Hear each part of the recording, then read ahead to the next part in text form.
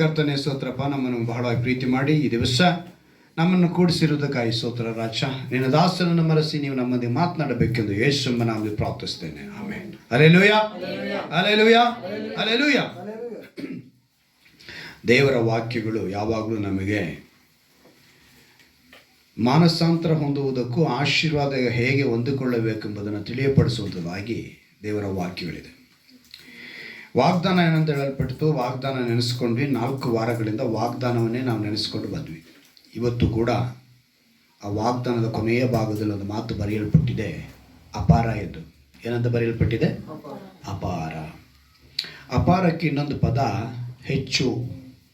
ಏನಂತ ಅರ್ಥ? ಹೆಚ್ಚು. ಆ ಹೆಚ್ಚು ನಾವು ತಿಳ್ಕೋಬೇಕು. ಹೆಚ್ಚು ಅನ್ನೋದನ್ನು ತಿಳ್ಕೋಬೇಕು. ಪ್ರತಿಯೊಂದು ವಾಕ್ಯ, ಸತ್ಯವೇದದಲ್ಲಿ ಬರೆದಿರುವಂಥ ವಾಕ್ಯಗಳೆಲ್ಲವೂ ಕೂಡ ಯಾವುದಂತ ನೀವು ತಿಳ್ಕೊಂಡ್ರೆ ಮಾತ್ರ ಆ ಕೃಪೆ ಹೆಚ್ಚಾಗುತ್ತೆ. ದೇವರ ಕೃಪೆ ಅದು ಹೆಚ್ಚಾಗೋದಕ್ಕೆ ದೇವರು ಹೇಳಿದಂಥ ಮಾತು ಭಯ ಭಕ್ತಿ.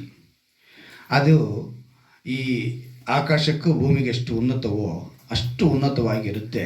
ನಾನು ಉನ್ನತ ಲೋಕದಲ್ಲಿ ಸ್ಥಾಪನೆ ಮಾಡಿದ್ದೀನಿ, ನಿಮ್ಗೆ ಅದು ಅಷ್ಟು ಅಪಾರವಾಗಿ ಸಿಗುತ್ತೆ. ಅಲ್ಲಿಗೆ ಕೊನೆ ಇಲ್ಲದಂಥ ಒಂದು ಅಳತೆಯನ್ನು ದೇವರು ಹೇಳ್ತಾರೆ. ಅಪಾರ ಅಂತ ಹೇಳಿದ್ರು, ಇಷ್ಟು ಅಂತೇಳಿ ಹೇಳಲಿಲ್ಲ, ಅಪಾರ ಅಂತ ಹೇಳಿದ್ರು. ಕೊನೆ ಇಲ್ಲ ಅಂದರೆ ನಿಲ್ಲಿಸಲ್ಲ, ಮಿತಿ ಇಲ್ಲ. ಮಿತಿ ಇಲ್ಲದಂಥ ಒಂದು ಆಶೀರ್ವಾದನ ದೇವರು ಕೊಡ್ತೀನಿ ಅಂತ ಹೇಳಿದ್ರು. ಆಗ ಮಿತಿ ಇಲ್ಲ ಅಂತ ಹೇಳುವಾಗ ಅದು ಹೆಚ್ಚಾಗಿದೆ ಅಂತ ಅರ್ಥ. ಎಷ್ಟು? ಹೆಚ್ಚು, ಹೆಚ್ಚಾಗಿರುವಂಥ ಒಂದು ಆಶೀರ್ವಾದ. ಈಗ ಹೆಚ್ಚಾಗಿರುವಂಥ ಆಶೀರ್ವಾದ ನಮ್ಗೆ ಸಿಗಬೇಕು ಅಂತ ಹೇಳಿದ್ರೆ ನಾವು ವಾಕ್ಯವನ್ನು ಸರಿಯಾಗಿ ಅರ್ಥ ಮಾಡ್ಕೊಂಡಿರಬೇಕು. ಆ ವಾಕ್ಯನ ಅರ್ಥ ಮಾಡಿಕೊಂಡ್ರೆ ಅದು ಭಯ ಭಕ್ತಿಯಲ್ಲಿ ನಮ್ಮನ್ನು ನಡೆಸುತ್ತೆ. ಅದಕ್ಕೆ ನಾವು 4 ವಾರಗಳಿಂದ ನೋಡ್ಕೊಂಡ್ಬಂದ್ವಿ. ಇವತ್ತು ಆ ಹೆಚ್ಚು ಆಶೀರ್ವಾದನ ಪಡೆದುಕೊಳ್ಳುವುದಕ್ಕೆ ನಾವು ತಿಳಿದುಕೊಳ್ಳಬೇಕಾಗಿರೋ ಒಂದು ಮುಖ್ಯವಾದ ಒಂದು ಅಂಶವನ್ನು ದೇವರು ತಿಳಿಯಪಡಿಸ್ತಿದ್ದಾರೆ. 2 ತಿಮೋಥಿಯನಿಗೆ ಬರೆದ ಪತ್ರಿಕೆ, ತಿಮೋಥಿಯನಿಗೆ ಬರೆದ 2ನೇ ಪತ್ರಿಕೆ 3ನೇ ಅಧ್ಯಾಯ. ತಿಮೋಥಿಯನಿಗೆ ಬರೆದ 2ನೇ ಪತ್ರಿಕೆ, ಅದರಲ್ಲಿ 3ನೇ ಅಧ್ಯಾಯದಲ್ಲಿ 16ನೇ ವಾಕ್ಯವನ್ನು ನಾವು ಓದೋಣ. ದೈವ ಪ್ರೇರಿತವಾದ, ಯಾವ ಪ್ರೇರಿತ ಅಂತ ಬರೆಯಲ್ಪಟ್ಟಿದೆ? ದೈವ ಪ್ರೇರಿತವಾದ ಪ್ರತಿಯೊಂದು ಶಾಸ್ತ್ರವು ಉಪದೇಶಕ್ಕೂ ಖಂಡನೆಗೂ ತಿದ್ದುಪಾಟಿಗೂ ನೀತಿ ಶಿಕ್ಷೆಗೂ ಉಪಯುಕ್ತವಾಗಿದೆ. ವಾಕ್ಯನ ಏನಂತ ಹೇಳ್ತಿದ್ದಾರೆ ದೇವರು? ದೈವ ಪ್ರೇರಿತವಾದ.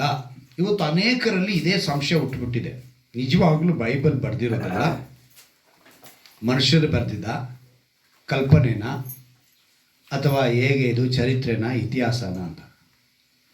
ಆದರೆ ಇಲ್ಲಿ ಬರೆದಿರುವಂಥ ಎಲ್ಲ ವಿಷಯಗಳು ಕೂಡ ದೈವ ಪ್ರೇರಿತವಾಗಿ ಚರಿತ್ರೆಗಳಲ್ಲಿರೋದು, ಇತಿಹಾಸಗಳಲ್ಲಿರೋದು, ವೈಜ್ಞಾನಿಕವಾಗಿರೋದು, ಪ್ರಕೃತಿಯಲ್ಲಿರುವುದು, ಎಲ್ಲವನ್ನ ಹೇಗೆ ದೇವರು ಉಂಟು ಮಾಡಿ ತನ್ನ ಕೈಯಲ್ಲಿ ಇಟ್ಟಿದ್ದಾರೆ ಎಂಬುದಕ್ಕೆ ತಿಳಿಯಪಡಿಸುವ ಒಂದು ಗ್ರಂಥವಾಗಿದೆ. ಮುಖ್ಯವಾಗಿ ಪೂರ್ತಿ ಸತ್ಯವೇದನ ನಾವು ಯಾವ ರೀತಿ ಅರ್ಥ ಮಾಡ್ಕೋಬೇಕು ಅಂದರೆ, ಈ ಸತ್ಯವೇದ ದೇವರ ಮನಸ್ಸು. ಹಲ್ಲೆಲೂಯಾ. ಇದೇನಾಗಿದೆ? ಇದು ಆ ಮನಸ್ಸನ್ನು ಇವಾಗ ಯಾರಾದೊಬ್ಬರು ಕತೆ ಬುಕ್ ಬರೀತಾರೆ, ಅವರೇನಂತ ಬರೀತಾರೆ? ಯಾವುದೋ ಒಂದು ವ್ಯಕ್ತಿಯ ಕುರಿತು ಬರಿಬೋದು, ಅಥವಾ ತಮ್ಮಲ್ಲಿ ಏನೇನು ನೆನೆಸ್ಕೊಳ್ತಾರೋ ಅದನ್ನೆಲ್ಲ ಬರೀತಾರೆ. ನಿಮಗೆ ಪ್ರಬಲವಾಗಿ ಇವತ್ತಿಗೂ ಆ ಒಂದು ಸಿನಿಮಾ ಅಂದರೆ ಹುಚ್ಚರಾಗಿರುವಂಥವ್ರು ಹೇಳ, ಹ್ಯಾರಿ ಪಾಟರ್. ಅದು ಪೂರ್ತಿ ಕಾಲ್ಪನಿಕ ಕತೆ. ಪರಕೆ ಮೇಲೆ ಕೂತ್ಕೊಂತಾರೆ, ಹೋಗ್ತಾ ಇರ್ತಾರೆ, ಆಕಾಶದಲ್ಲಿ ಆಡ್ತಾರೆ. ಅದರಲ್ಲಿ ಇರುವಂಥ ಎಲ್ಲ ಸನ್ನಿವೇಶಗಳು ಪೂರ್ತಿಯಾಗಿ ಕಾಲ್ಪನಿಕವೇ. ಆದರೂ ಸಹ ಮನುಷ್ಯ ಅದನ್ನು ಎದನಾ ಬಿದನ ಅಂತ ಬುಕ್ ಓದಿ ಅದನ್ನು ಒಬ್ಬ ಸಿನಿಮಾ ಮಾಡಿ ಏನು ಮಾಡ್ತಾನೆ, ಹೊರ ಪ್ರಪಂಚಕ್ಕೆ ತೋರಿಸಿದ್ದಾನೆ. ಅಷ್ಟೊಂದು ಪ್ರಬಲವಾಯಿತು. ಅಂದರೆ ಕಾಲ್ಪನಿಕ ಕತೆ ಅದು, ಅದು ನಿಜ ಅಲ್ಲ. ಆದರೆ ಈ ಸತ್ಯವೇದ ಕಾಲ್ಪನಿಕ ಅಲ್ಲ, ಇದು ಸತ್ಯ. ಅದಕ್ಕೇ ಕನ್ನಡದಲ್ಲಿ ಮಾತ್ರ ಇದಕ್ಕೆ ಒಂದು ವಿಶೇಷವಾದ ಪದವನ್ನು ಬಳಸಿದ್ದಾರೆ, ಸತ್ಯವೇದ. ಬೇರೆ ಭಾಷೆಯಲ್ಲಿ ಏನಂತ ಹೇಳಲ್ಪಟ್ಟಿದೆ? ಹೋಲಿ ಬೈಬಲ್. ಪವಿತ್ರ ಗ್ರಂಥ ಅಲ್ವಾ. ಆದರೆ ತಮಿಳಿಗೂ ಮತ್ತು ಕನ್ನಡ ಭಾಷೆಗೂ ತೆಲುಗು ಭಾಷೆಗೂ ಎಲ್ಲದಕ್ಕಿಂತ ಮಿಗಿಲಾಗಿ ನಮ್ಮ ಭಾಷೆಯಲ್ಲಿ ಆ ಸತ್ಯ ಅನ್ನೋ ಪದನ ಬಳಕೆ ಮಾಡಿ ಇದನ್ನು ಹೇಳಿದ್ರು. ಎಲ್ಲವೂ ಒಂದೇ, ಆಮೇಲೆ ಆ ಭಾಷೆ ಕಡಿಮೆ ಈ ಭಾಷೆ ಕಡಿಮೆ ಅಂತ ಅಲ್ಲ, ಎಲ್ಲವೂ ಒಂದೇ. ಆದರೆ ಕನ್ನಡದಲ್ಲಿ ಇರುವಂಥ ಪ್ರಾಮುಖ್ಯತೆ ತೋರಿಸ್ತೀವಿ. ಇದು ಸತ್ಯ ವೇದ, ಇದು ದೇವರ ಮನಸ್ಸಿನ ರೂಪ ವಾಕ್ಯವಾಗಿದೆ. ಹಲ್ಲೆಲೂಯಾ. ಇದರಲ್ಲಿ ದೇವರು ಏನು ಹೇಳ್ತಾರೆ ಇವತ್ತು ನಮಗೆ, ಇದು ದೈವ ಪ್ರೇರಿತವಾಗಿ ಮನುಷ್ಯರ ಕೈಯಿಂದ ಬರೆಸಲ್ಪಟ್ಟಿದೆ. ಪ್ರತಿಯೊಂದು ಪದ ದೇವರು ಬೇಡ ಅಂತ ಹೇಳಿದರೆ ಬರೆಸ್ತಾನೇ ಇರಲಿಲ್ಲ. ಉದಾಹರಣೆ ಹೇಳ್ತೀನಿ ತಿಳ್ಕೊಳ್ಳಿ. ದಾವಿದನ ಮಾಡಿದಂಥ ತಪ್ಪುಗಳನ್ನು ದೇವ್ರು ನೆನೆಸಿದ್ರೆ ಏನು ಮಾಡ್ಬೋದಾಗಿತ್ತು? ಬೇಡ ಅಂತ ಹೇಳಿ ಬಿಟ್ಬಿಡ್ಬೋದಾಗಿತ್ತಲ್ವಾ. ಸರಿ, ಅದಕ್ಕಿಂತ ಇನ್ನೂ ಹಿಂದಕ್ಕೆ ಹೋಗೋಣ. ಲೋತನ ಕುರಿತು ಒಂದು ವಿಷಯ ಬರೆಯಲ್ಪಟ್ಟಿದೆ. ಆಗ ನಾವು ಅದನ್ನೆಲ್ಲ ಅದನ್ನು ತಿಳ್ಕೋಬೇಕು ಅಂತಲೇ ದೇವ್ರು ಏನು ಮಾಡಿದ್ದಾರೆ. ಯಾಕಂದರೆ ಇವತ್ತು ಮತೋನ್ವಾದಿಗಳು ಲೋತನ ಕುರಿತು ದಾವಿದನ ಕುರಿತು ವಾದಗಳನ್ನ ಮಾಡಿಕೊಂಡು ತರ್ಕ ಮಾಡ್ಕೊಂಡು ಕೂತ್ಕೊಂಡಿರ್ತಾರೆ. ಇಂಥ ಪಾಪಗಳೆಲ್ಲ ಇವ್ರು ಮಾಡಿದ್ದಾರೆ, ಇಂಥವು ತುಂಬ ವ್ಯಭಿಚಾರಗಳನ್ನ ಮಾಡಿದ್ದಾರೆ. ಇದೆಲ್ಲ ಬರೆಸಿರೋದು ಏನಕ್ಕೆ ಅಂತ ಹೇಳಿದ್ರೆ, ದೈವ ಪ್ರೇರಿತವಾಗಿ ನಾವು ಅದರಿಂದ ಕಲಿಯಬೇಕಾದ ಪಾಠಗಳಿದೆ. ಅದರಲ್ಲೂ ಚೆನ್ನಾಗಿ ಅರ್ಥಕೊಳ್ಳಿ. 5 ಕಾಂಡಗಳು ಅಲ್ವಾ, 5 ಕಾಂಡಗಳನ್ನು ತೋರಾ ಅಂತಾರೆ. ಏನಂತ ಹೇಳ್ತಾರೆ? ಈಗ ಮೋಶೆಗೂ ಅಬ್ರಹಾಮನ ಕಾಲಕ್ಕೂ ನೀವು ಲೆಕ್ಕ ಮಾಡಿ ನೋಡಿದ್ರೆ ಎಷ್ಟು ವ್ಯತ್ಯಾಸ ಇದೆ ಅಲ್ವಾ. ಸರಿ, ಮೋಶೆ ಇದ್ದಾಗ ಈ ಥರ ಗ್ರಂಥ ಇದ್ದ. ಮೋಶೆ ಹುಟ್ಟಿದಾಗ ಹೇಳ್ತೀನಿ,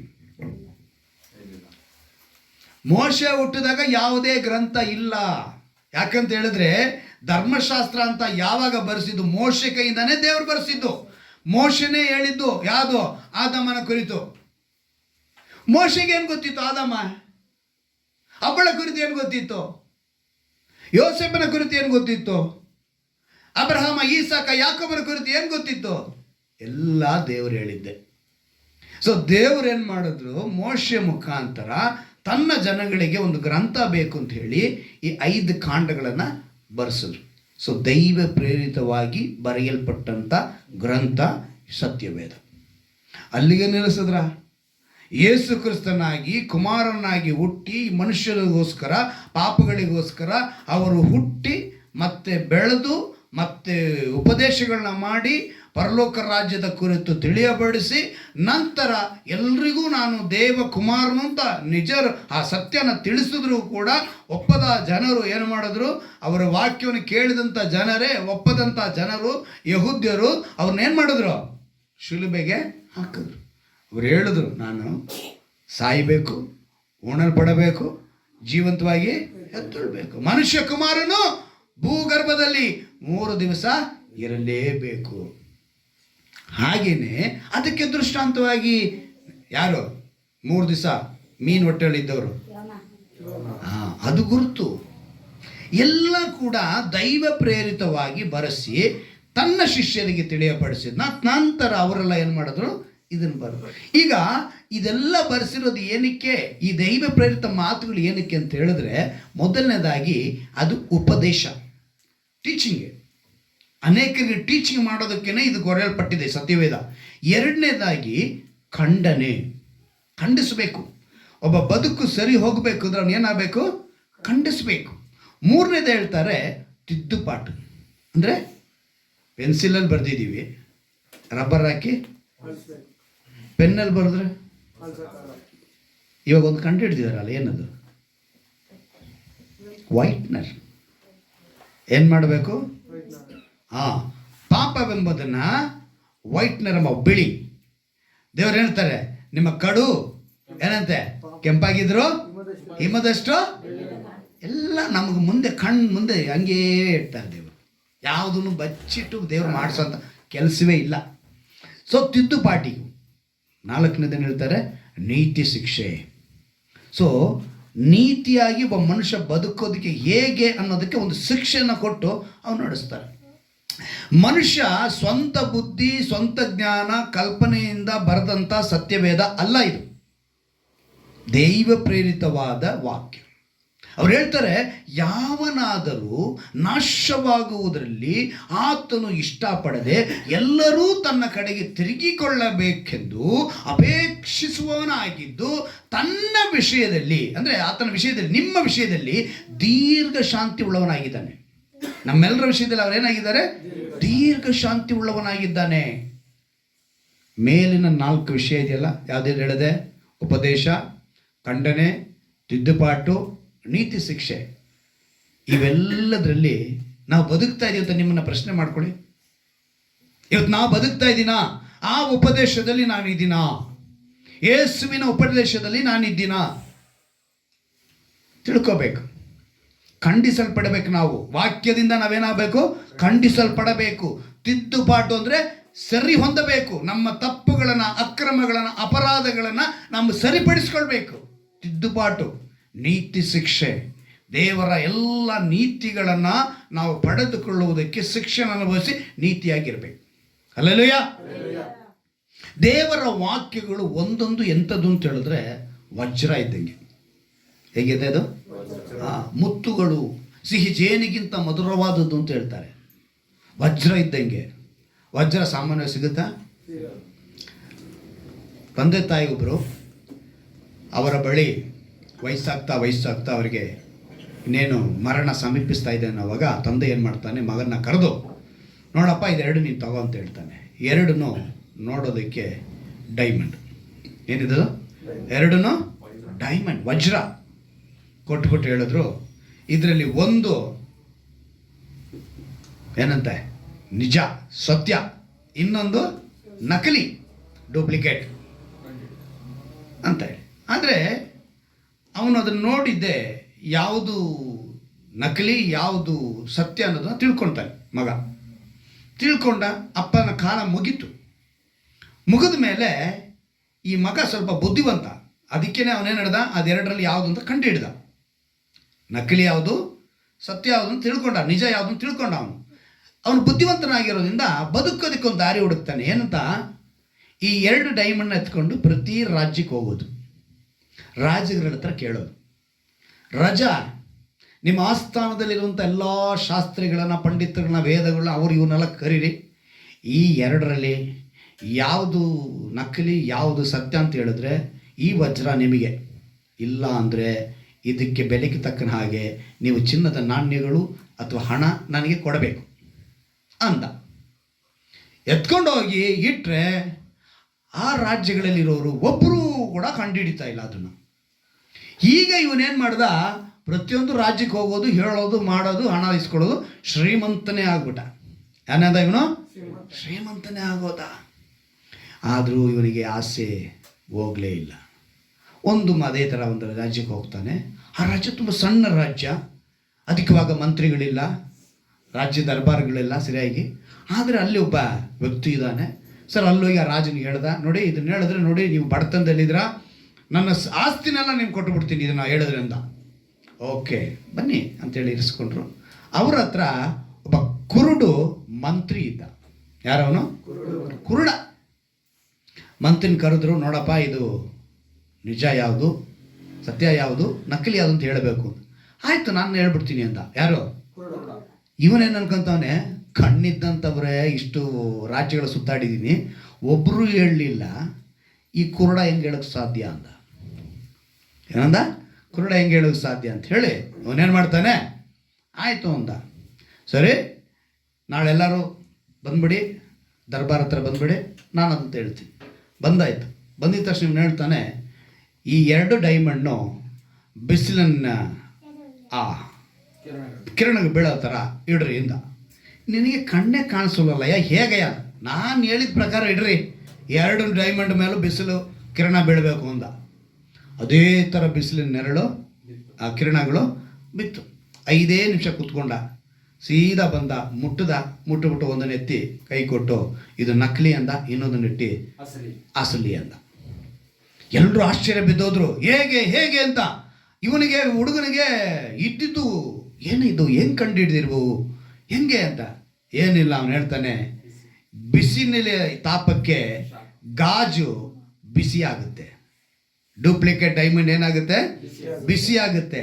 ಆದರೆ ಒರಿಜಿನಲ್ಲು ಎಷ್ಟೇ ಬಿಸಿಲು ಬಂದರೂ ಅದು ತಣ್ಣಗೆ ಇರುತ್ತಂತೆ. ಹಲ್ಲೆಲೂಯಾ. ಎರಡೇ ವ್ಯತ್ಯಾಸ ಅಷ್ಟು ಅಂತ ತಿಳ್ಕೊಂಡಿದ್ದ. ಒರಿಜಿನಲ್ ತೋರಿಸ್ತಾ ಡೂಪ್ಲಿಕೇಟ್ ಎತ್ತಿ ಇಟ್ಟ. ಇವನ ಆಸ್ತಿನಲ್ಲ. ಇದರಲ್ಲಿ ಏನು ಕೇಳಕ್ಕೆ ಬರ್ತಂದರೆ, ಇವತ್ತು ನೀನು ಒರಿಜಿನಲ್ಲ ಡೂಪ್ಲಿಕೇಟ್. ಬಿಸಿಲಿನಂತೆ ಅನೇಕ ವಿಷಯಗಳು ನಿನ್ನ ಮೇಲೆ ಬೀಳ್ತಾ ಇದೆ. ಆದರೆ ನೀನು ಆ ಬಿಸಿಲಿನ ತಾಪಕ್ಕೆ ಬಿಸಿ ಆದರೆ ನೀನು ಡೂಪ್ಲಿಕೇಟ್. ಆದರೆ ನೀನು ತಣ್ಣಗೆ ಇದ್ರೆ ನೀನು ಅಸಲಿ, ಒರಿಜಿನಲ್. ದೇವರು ಹೇಳ್ತಾರೆ, ತಣ್ಣಗೂ ಇಲ್ಲ ಬೆಚ್ಚಗೂ ಇಲ್ಲ, ನಿಮ್ಮನ್ನು ನಾನು ನನ್ನ ಬಾಯಿಂದ ಕಾರುವೆನು. ಏನಂತ ಹೇಳಿದ್ರು ಅವರು? ಕಾರುವೆನು, ಉಗಿದು ಬಿಡ್ತೀನಿ ಅಂದರು. ಅಲ್ಲಿಗೆ ನಾವಿವತ್ತು ಏನಾಗಿದ್ದೀವಿ?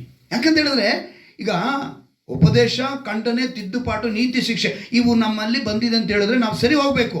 ನಮ್ಮ ಒಂದು ದೇವರೊಂದಿಗೆ ನಮ್ಮ ಸಹವಾಸ ಅಂದರೆ, ಮಾನವರು ಇವತ್ತು ಹೆಂಗಾಗಿದ್ದಾರೆ ಅಂತ ಹೇಳಿದ್ರೆ, ಅವರ ಅಪರಾಧಗಳಿಂದ, ಅಕ್ರಮಗಳಿಂದ, ಅವಿನೈತಿಗಳಿಂದ, ಅನೀತಿಗಳಿಂದ ಹೆಚ್ಚಾಗ್ತಾ ಇದ್ದಾರೆ. ಹೇಗಾಗ್ತಿದ್ದಾರೆ ಅವರು? ಅಪರಾಧಗಳಿಂದಲೂ, ಅಕ್ರಮಗಳಿಂದಲೂ, ಅವಿಧೇಯತೆಯಿಂದಲೂ, ಅನೀತಿಗಳಿಂದಲೂ ಇವರು ತುಂಬಲ್ಪಡ್ತಾನೆ ಇದ್ದಾರೆ. ಹೆಚ್ಚಾಗಿದೆ, ಅಪಾರವಾಗಿ ಹೋಗಿದೆ. ಈಗ ನಮ್ಮ ಪದನೇ ಏನೋ ಅಪಾರ, ಹೆಚ್ಚು. ಇಲ್ಲಿ ದೇವರ ಮಾತು ಏನಂತ ಹೇಳ್ಪಟ್ಟಿದೆ ಗೊತ್ತಾ? ಎಲ್ಲಿ ಪಾಪ ಹೆಚ್ಚಾಗುತ್ತೋ ಅಲ್ಲಿ ಕೃಪೆ ಹೆಚ್ಚಾಗ್ಬಿಡುತ್ತಂತೆ. ಹಲ್ಲೆಲೂಯಾ. ವಾಕ್ಯ ನಾವು ರೋಮಾಪುರದವರೆಗೆ 5ನೇ ಅಧ್ಯಾಯ 18ನೇ ವಾಕ್ಯ, ರೋಮಾಪುರದವರೆಗೆ 5ನೇ ಅಧ್ಯಾಯ 18ನೇ ವಾಕ್ಯವನ್ನು ಗಮನಿಸಿ. ಅಲ್ಲಿ ಬರೆಯಲ್ಪಟ್ಟಿದೆ, ರೋಮಾಪುರದವರೆಗೆ 5ನೇ ಅಧ್ಯಾಯ, ಹೀಗಿರಲಾಗಿ ಒಂದೇ ಅಪರಾಧದ ಮೂಲಕ ಎಲ್ಲಾ ಮನುಷ್ಯರಿಗೆ ಏನಂತೆ ನೋಡಿ, ಗಮನಿಸಿ. ಒಂದೇ ಅಪರಾಧದ ಮೂಲಕ ಎಲ್ಲಾ ಮನುಷ್ಯರಿಗೆ ಸಾಯಬೇಕೆಂಬ ನಿರ್ಣಯವು ಹೇಗೆ ಉಂಟಾಯಿತೋ ಹಾಗೆ ಒಂದೇ ಸತ್ಕಾರದಿಂದ ಎಲ್ಲಾ ಮನುಷ್ಯರಿಗೆ ನೀತಿವಂತರೆಂಬ ನಿರ್ಣಯವು ಉಂಟಾಗಿ ಜೀವವನ್ನು ಫಲಿಸುತ್ತದೆ. ಹೇಗೆ ಅಂತ ಹೇಳಿದ್ರೆ, ಒಬ್ಬನ ಅವಿಧೇಯತ್ವದಿಂದ ಎಲ್ಲರೂ ಹೇಗೆ ಪಾಪಿಗಳಾದರು? ಯಾರು ಒಬ್ಬನ ಅವಿಧೇಯತೆ? ಆದಾಮನ ಅವಿಧೇಯತೆ. ಅವನ ಅವಿಧೇಯತೆಯಿಂದ ಹೇಗೆ ಎಲ್ಲರೂ ಪಾಪಿಗಳಾಗ್ತಾರೋ ಹಾಗೆಯೇ ಒಬ್ಬನ ವಿಧೇಯತ್ವದಿಂದ, ಒಬ್ಬನ ವಿಧೇಯತ್ವ ಯಾರು? ಯೇಸು ಕ್ರಿಸ್ತನು. ಯೇಸು ಕ್ರಿಸ್ತನ ವಿಧೇಯತ್ವದಿಂದ ಎಲ್ಲರೂ ನೀತಿವಂತರಾಗುವರು. ಇವಾಗ ನಿಮಗೆ ಈ ಉಪದೇಶ ನಿಮ್ಮ ಕಿವಿಗೆ ಬೀಳಬೇಕು. ಯಾವ ಉಪದೇಶ? ಯೇಸು ಕ್ರಿಸ್ತನ ಕುರಿತು ನಿಮಗೆ ಉಪದೇಶ ಬಂದಿರಬೇಕು. ಇದು ಬಂದ ಮೇಲೆ ನಿಮ್ಮ ಪಾಪಗಳಿಂದ ನೀವು ಖಂಡಿಸಲ್ಪಡಬೇಕು. ನಿಮ್ಮ ವಾಕ್ಯಗಳು ನಿಮ್ಮ ಬಳಿ ಬಂದಾಗ ನೀವು ತಿದ್ದುಪಾಟಿಗೆ ಹೋಗಬೇಕು. ವಾಕ್ಯಗಳು ನಿಮಗೆ ಬಂದಾಗ ನೀವು ನೀತಿವಂತರಾಗಬೇಕು. ಹಲ್ಲೆಲೂಯಾ. ಅದನ್ನೇ ದೈವ ಪ್ರೇರಿತವಾದ ವಾಕ್ಯ ನಿಮ್ಮ ಬಳಿ ದೇವರು ಕೊಟ್ಟಿದ್ದಾರೆ. ಇದನ್ನು ಕೊಟ್ಟ ಮೇಲೆ ಇಲ್ಲಿ ಹೇಳಲ್ಪಟ್ಟಿದೆ ನೋಡಿ, ಅಪರಾಧಗಳು ಹೆಚ್ಚಾಗಿ ಕಂಡು ಬರುವ ಹಾಗೆ ಧರ್ಮಶಾಸ್ತ್ರವು ಮಧ್ಯೆ ಬಂತು. ಈ ಧರ್ಮಶಾಸ್ತ್ರ ಏನಂದ್ರೆ ನಮ್ಮ ಕಾನೂನಿನ ಪುಸ್ತಕ ಇದ್ದಂಗೆ. ಏನು ಪುಸ್ತಕ ಅದು? ಕಾನೂನು ಪುಸ್ತಕ ಇದ್ದಂಗೆ. ಈ ತಪ್ಪು ಮಾಡಿದ್ರೆ ಈ ಶಿಕ್ಷೆ, ಈ ಶಿಕ್ಷೆಗೆ ಈ ಅಪರಾಧ ಏನು? ಫೈನ್ ಕಟ್ಟೋದು, ಮತ್ತೆ ಇವನು ಹೋಗೋದೇನು ಮಾಡೋದು? ಪಾಪ ಮಾಡೋದು. ಇದೇ ನಡೀತಾ ಇತ್ತು. ಅದಕ್ಕೇನೆ ದೇವರು ಹೇಳಿದ್ದು, ಈ ಧರ್ಮಶಾಸ್ತ್ರ ನಿಮ್ಮನ್ನ ಪಾಪದ ಅರ್ಹನ ಹುಟ್ಟಿಸುತ್ತೆ, ಆದರೆ ಪಾಪದಿಂದ ಬಿಡುಗಡೆ ಕೊಡಲ್ಲ. ಏನಂತ ಹೇಳಿದ್ರು ದೇವರು? ಯೇಸು ಭೂಮಿ ಮೇಲೆ ಬಂದ ಮೇಲೆ ಹೇಳಿದ್ದಿದ್ದು ಮಾತು. ಈ ಮಾತು ಅವ್ರಿಗೆ ಇಷ್ಟ ಆಗಲಿಲ್ಲ. ಯಾರಿಗೆ? ಯಹೂದ್ಯರಿಗೆ, ಇಸ್ರಾಯೇಲರಿಗೆ ಇಷ್ಟ ಆಗಲಿಲ್ಲ. ಧರ್ಮಶಾಸ್ತ್ರವು ಥೋರ ನಮಗೆ ಕೊಡಲ್ಪಟ್ಟಿದೆ, ಇದನ್ನ ನಾವು ತೆಗೆದುಕೊಂಡಿದ್ದೀವಿ, ಇದರಲ್ಲಿ ಬರುವಂಥದ್ದು ನಮ್ಮನ್ನು ನೀತಿವಂತರಾಗಿ ಮಾರ್ಪಡಿಸೋದಿಲ್ಲ ಅಂತ ನೀನು ಹೇಗೆ ಹೇಳೋಕ್ಕೆ ಸಾಧ್ಯ ಅಂತೇಳಿ ಯೇಸುವಿನ ಮೇಲೆ ದ್ವೇಷನ ಬೆಳೆಸ್ಕೊಂಡೇ ಬಂದರು. ಅವ್ರು ಖಂಡಿಸಿದ್ರು ದೇವ್ರನ್ನೇ. ಅದಕ್ಕೆ ದೇವರು ಹೇಳಿದ್ರು, ನಿಮ್ಮ ಖಂಡನೆಗೆ ಬರಬೇಕು, ನೀವು ತಿದ್ದುಪಾಟಿಗೆ ಬರಬೇಕು, ನೀತಿ ಶಿಕ್ಷೆಗೆ ಬರಬೇಕು, ಉಪದೇಶನ ಸರಿಯಾಗಿ ಅರ್ಥ ಮಾಡ್ಕೊಳ್ಬೇಕು. ಈ ಉಪದೇಶ ಇವತ್ತು ಈ ಭಾಗದಲ್ಲಿರುವಂಥ ಈ ರಕ್ಷಣಾದ ಯೇಸು ಸಭೆಗೆ ದೇವರು ಕೊಡ್ತಾ ಇದ್ದಾರೆ. ಹಲ್ಲೆಲೂಯಾ. ನೀವು ಇದನ್ನು ಅರ್ಥಕೊಂಡ್ರೆ ಆಶೀರ್ವದಿಸಿ. ಹೇಳಲ್ಪಟ್ಟಿದೆ, ಧರ್ಮಶಾಸ್ತ್ರವು ಮಧ್ಯ ಬಂತು, ಆದರೆ ಪಾಪವು ಹೆಚ್ಚಿದ್ದಲ್ಲೇ ಕೃಪೆಯೂ ಎಷ್ಟೋ ಹೆಚ್ಚಾಗಿ ಪ್ರಬಲವಾಯಿತು. ಹಲ್ಲೆಲೂಯಾ. ಅಪಾರ ಆ ಕೃಪೆ ಹೆಚ್ಚಾಗಿ ಬಂತು. ಎಲ್ಲಿ ಪಾಪ ಬಂದಿದ್ದ ತಕ್ಷಣದಲ್ಲೇ ಅಲ್ಲೇ ಬಂತು. ಯಾಕೆ ಇವಾಗ ನಾವು ಚೆನ್ನಾಗಿ ಅರ್ಥ ಮಾಡ್ಕೊಳ್ಬೇಕು. 6ನೇ ಅಧ್ಯಾಯದಲ್ಲಿ 23ನೇ ವಾಕ್ಯದಲ್ಲಿ ಒಂದು ಮಾತು ಬರೆಯಲ್ಪಟ್ಟಿದೆ. ನಮ್ಗೆಲ್ಲರಿಗೂ ತುಂಬಾ ಹತ್ರವಾದಂಥ ಮಾತು. ಏನು ಗೊತ್ತಾ? ಪಾಪವು ಕೊಡುವ ಸಂಬಳ ದೇವರ ಉಚಿತಾರ್ಥ ವರವು ನಮ್ಮ ಕರ್ತನಾದ ಯೇಸು ಅಂದ್ರೆ ಕ್ರಿಸ್ತ ಯೇಸುವಿನಲ್ಲಿರುವ ನಿತ್ಯ ಜೀವ ಅಂತೇಳಿ ಬರೆಯಲ್ಪಟ್ಟಿದೆ. ಈಗ ಗಮನಿಸಿ, ನೀವೆಲ್ಲ ಸಂಬಳ ಯಾವಾಗ ಕೊಡ್ತಾರೆ? ಸುಮ್ಮನೆ ಇದ್ರೆ ಕೊಡ್ತಾರ, ಕೆಲಸ ಮಾಡಿದ್ರೆ ಕೊಡ್ತಾರ? ಸೊ ಇಲ್ಲಿಗೆ ಪಾಪಕ್ಕೆ ಸಂಬಳ ಸಿಗ್ತಾ ಇದೆ. ನೀನು ಸುಮ್ಮನೆ ಇದ್ದವನಿಗೆ ಸಂಬಳ ಅಲ್ಲ ಅದು, ಪಾಪ ಮಾಡಿದವನಿಗೆ. ಈಗ ಈ ಸಂಬಳ ಯೇಸು ಕ್ರಿಸ್ತನಿಗೆ ಬಂತು. ಪಾಪವು ಕೊಡೋ ಸಂಬಳ ಏನು? ಬಂತ ಇಲ್ವಮ್ಮ ಯೇಸಪ್ಪನಿಗೆ? ಮರಣ. ಈಗ ಅವ್ರು ಪಾಪ ಮಾಡಿದ್ರ? ಆದ್ರೆ ಅವರಿಗೆ ಸಂಬಳ ಹೆಂಗ್ ಬಂತು ಮತ್ತೆ? ಸೊ ನಾವು ತಿಳ್ಕೋಬೇಕು. ಅದೇ ಅಧ್ಯಾಯದಲ್ಲೇ 8ನೇ ವಾಕ್ಯದಲ್ಲಿ ಹೇಳ್ತಾರೆ, ಇದಲ್ಲದೆ ನಾವು ಕ್ರಿಸ್ತನೊಡನೆ ಸತ್ತ ಪಕ್ಷದಲ್ಲಿ ಆತನೊಡನೆ ಜೀವಿಸುವೆಂದು ನಂಬುತ್ತೇವೆ.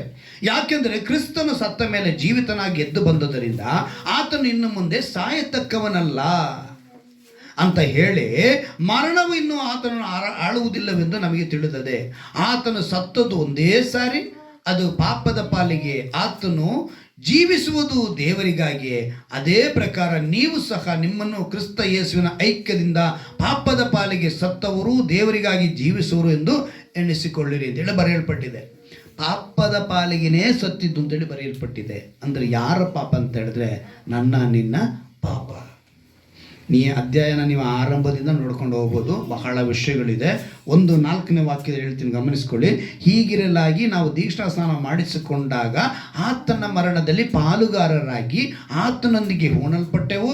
ಆದ್ದರಿಂದ ಕ್ರಿಸ್ತನು ಸತ್ತು ತಂದೆಯ ಮಹಿಮೆಯಿಂದ ಜೀವಿತರಾಗಿ ಎಬ್ಬಿಸಲ್ಪಟ್ಟಂತೆಯೇ ನಾವು ಕೂಡ ಜೀವದಿಂದ ಎದ್ದು ಹೊಸಬರಾಗಿ ನಡ್ಕೊಳ್ಳಬೇಕು. ಹಲ್ಲೆಲೂಯಾ. ದೀಕ್ಷಾ ಸ್ನಾನ ಪಡೆದುಕೊಂಡು, ಹೇಗೆ ದೀಕ್ಷಾ ಸ್ನಾನ? ನೀರಿನಲ್ಲಿ ಮುಳುಗಿ ಎದ್ದೊಳ್ಳುವಾಗ ನಮ್ಮ ಪಾಪವು ತೊಳೆಯಲ್ಪಟ್ಟು ಹೊಸ ಮನುಷ್ಯನಾಗಿ ಹೊರಗಡೆ ಬರ್ತೀವಿ. ಅಂದರೆ ನಾವು ಪಾಪದ ಪಾಲಿಗೆ ಸತ್ತವರಾಗಿ ನೀತಿಗೆ ಜೀವಿಸುವವರಾಗಿ ಕಾಣಲ್ಪಡ್ತೀವಿ. ಆದರೆ ಮತ್ತೆ ನಾವು ಭೂಮಿ ಮೇಲೆ ಬಂದು ಮತ್ತೆ ದೇವರನ್ನ ಶಿಲುಬೆಗೆ ಹಾಕಬಾರ್ದು. ಮತ್ತೆ ಅವ್ರನ್ನ ಏನು ಮಾಡಬಾರ್ದು? ಶಿಲುಬೆ. ಅಂದರೆ ಪಾಪ ಮಾಡ್ತಾ ಇದ್ರೆ ಮತ್ತೆ ನಾವು ಅವ್ರನ್ನ ಶಿಲುಬೆಗೆ ಹಾಕ್ದಂಗೆ ವಾಕ್ಯ ಹೇಳುತ್ತೆ. ಆಗ ನಾವು ಏನು ಮಾಡಬೇಕು? ನಮ್ಮ ಎಲ್ಲ, ಅಂದರೆ 5ನೇ ವಾಕ್ಯ ಹೇಳುತ್ತೆ ನೋಡಿ, ನಾವು ಆತನ ಮರಣಕ್ಕೆ ಸದೃಶ್ಯವಾದ ಮರಣವನ್ನು ಹೊಂದಿ ಆತನಲ್ಲಿ ಐಕ್ಯವಾಗಿದ್ದರೆ ಆತನ ಪುನರುತ್ಥಾನಕ್ಕೆ ಸದೃಶ್ಯವಾದ ಪುನರುತ್ಥಾನ ಹೊಂದಿ ಆತನಲ್ಲಿ ಐಕ್ಯವಾಗು. ಪಾಪ ದೀನ ಸ್ವಭಾವವು ನಾಶವಾಗಿ, ಇದೇನಾಗಬೇಕು? ಪಾಪ ದೀನ ಸ್ವಭಾವವು ನಾಶವಾಗಿ ನಾವು ಇನ್ನು ಪಾಪದ ವಶದಲ್ಲಿರದಂತೆ ನಮ್ಮ ಪೂರ್ವ ಸ್ವಭಾವವು ಕ್ರಿಸ್ತನ ಕೂಡ ಶಿಲುಬೆಗೆ ಹಾಕಲ್ಪಟ್ಟಿದೆಂದು ತಿಳಿದಿದ್ದೇವೆ. ಸತ್ತವನು ಪಾಪದ ವಶದಿಂದ ಬಿಡುಗಡೆ ಹೊಂದಿದ್ದಾನಷ್ಟೇ. ಯೇಸು ಮರಣ, ನಾವು ದೀಕ್ಷಾಸ್ನಾನ ಹೊಂದಾಗ ಮರಣ. ಯಾವ ಮರಣ ಇದು?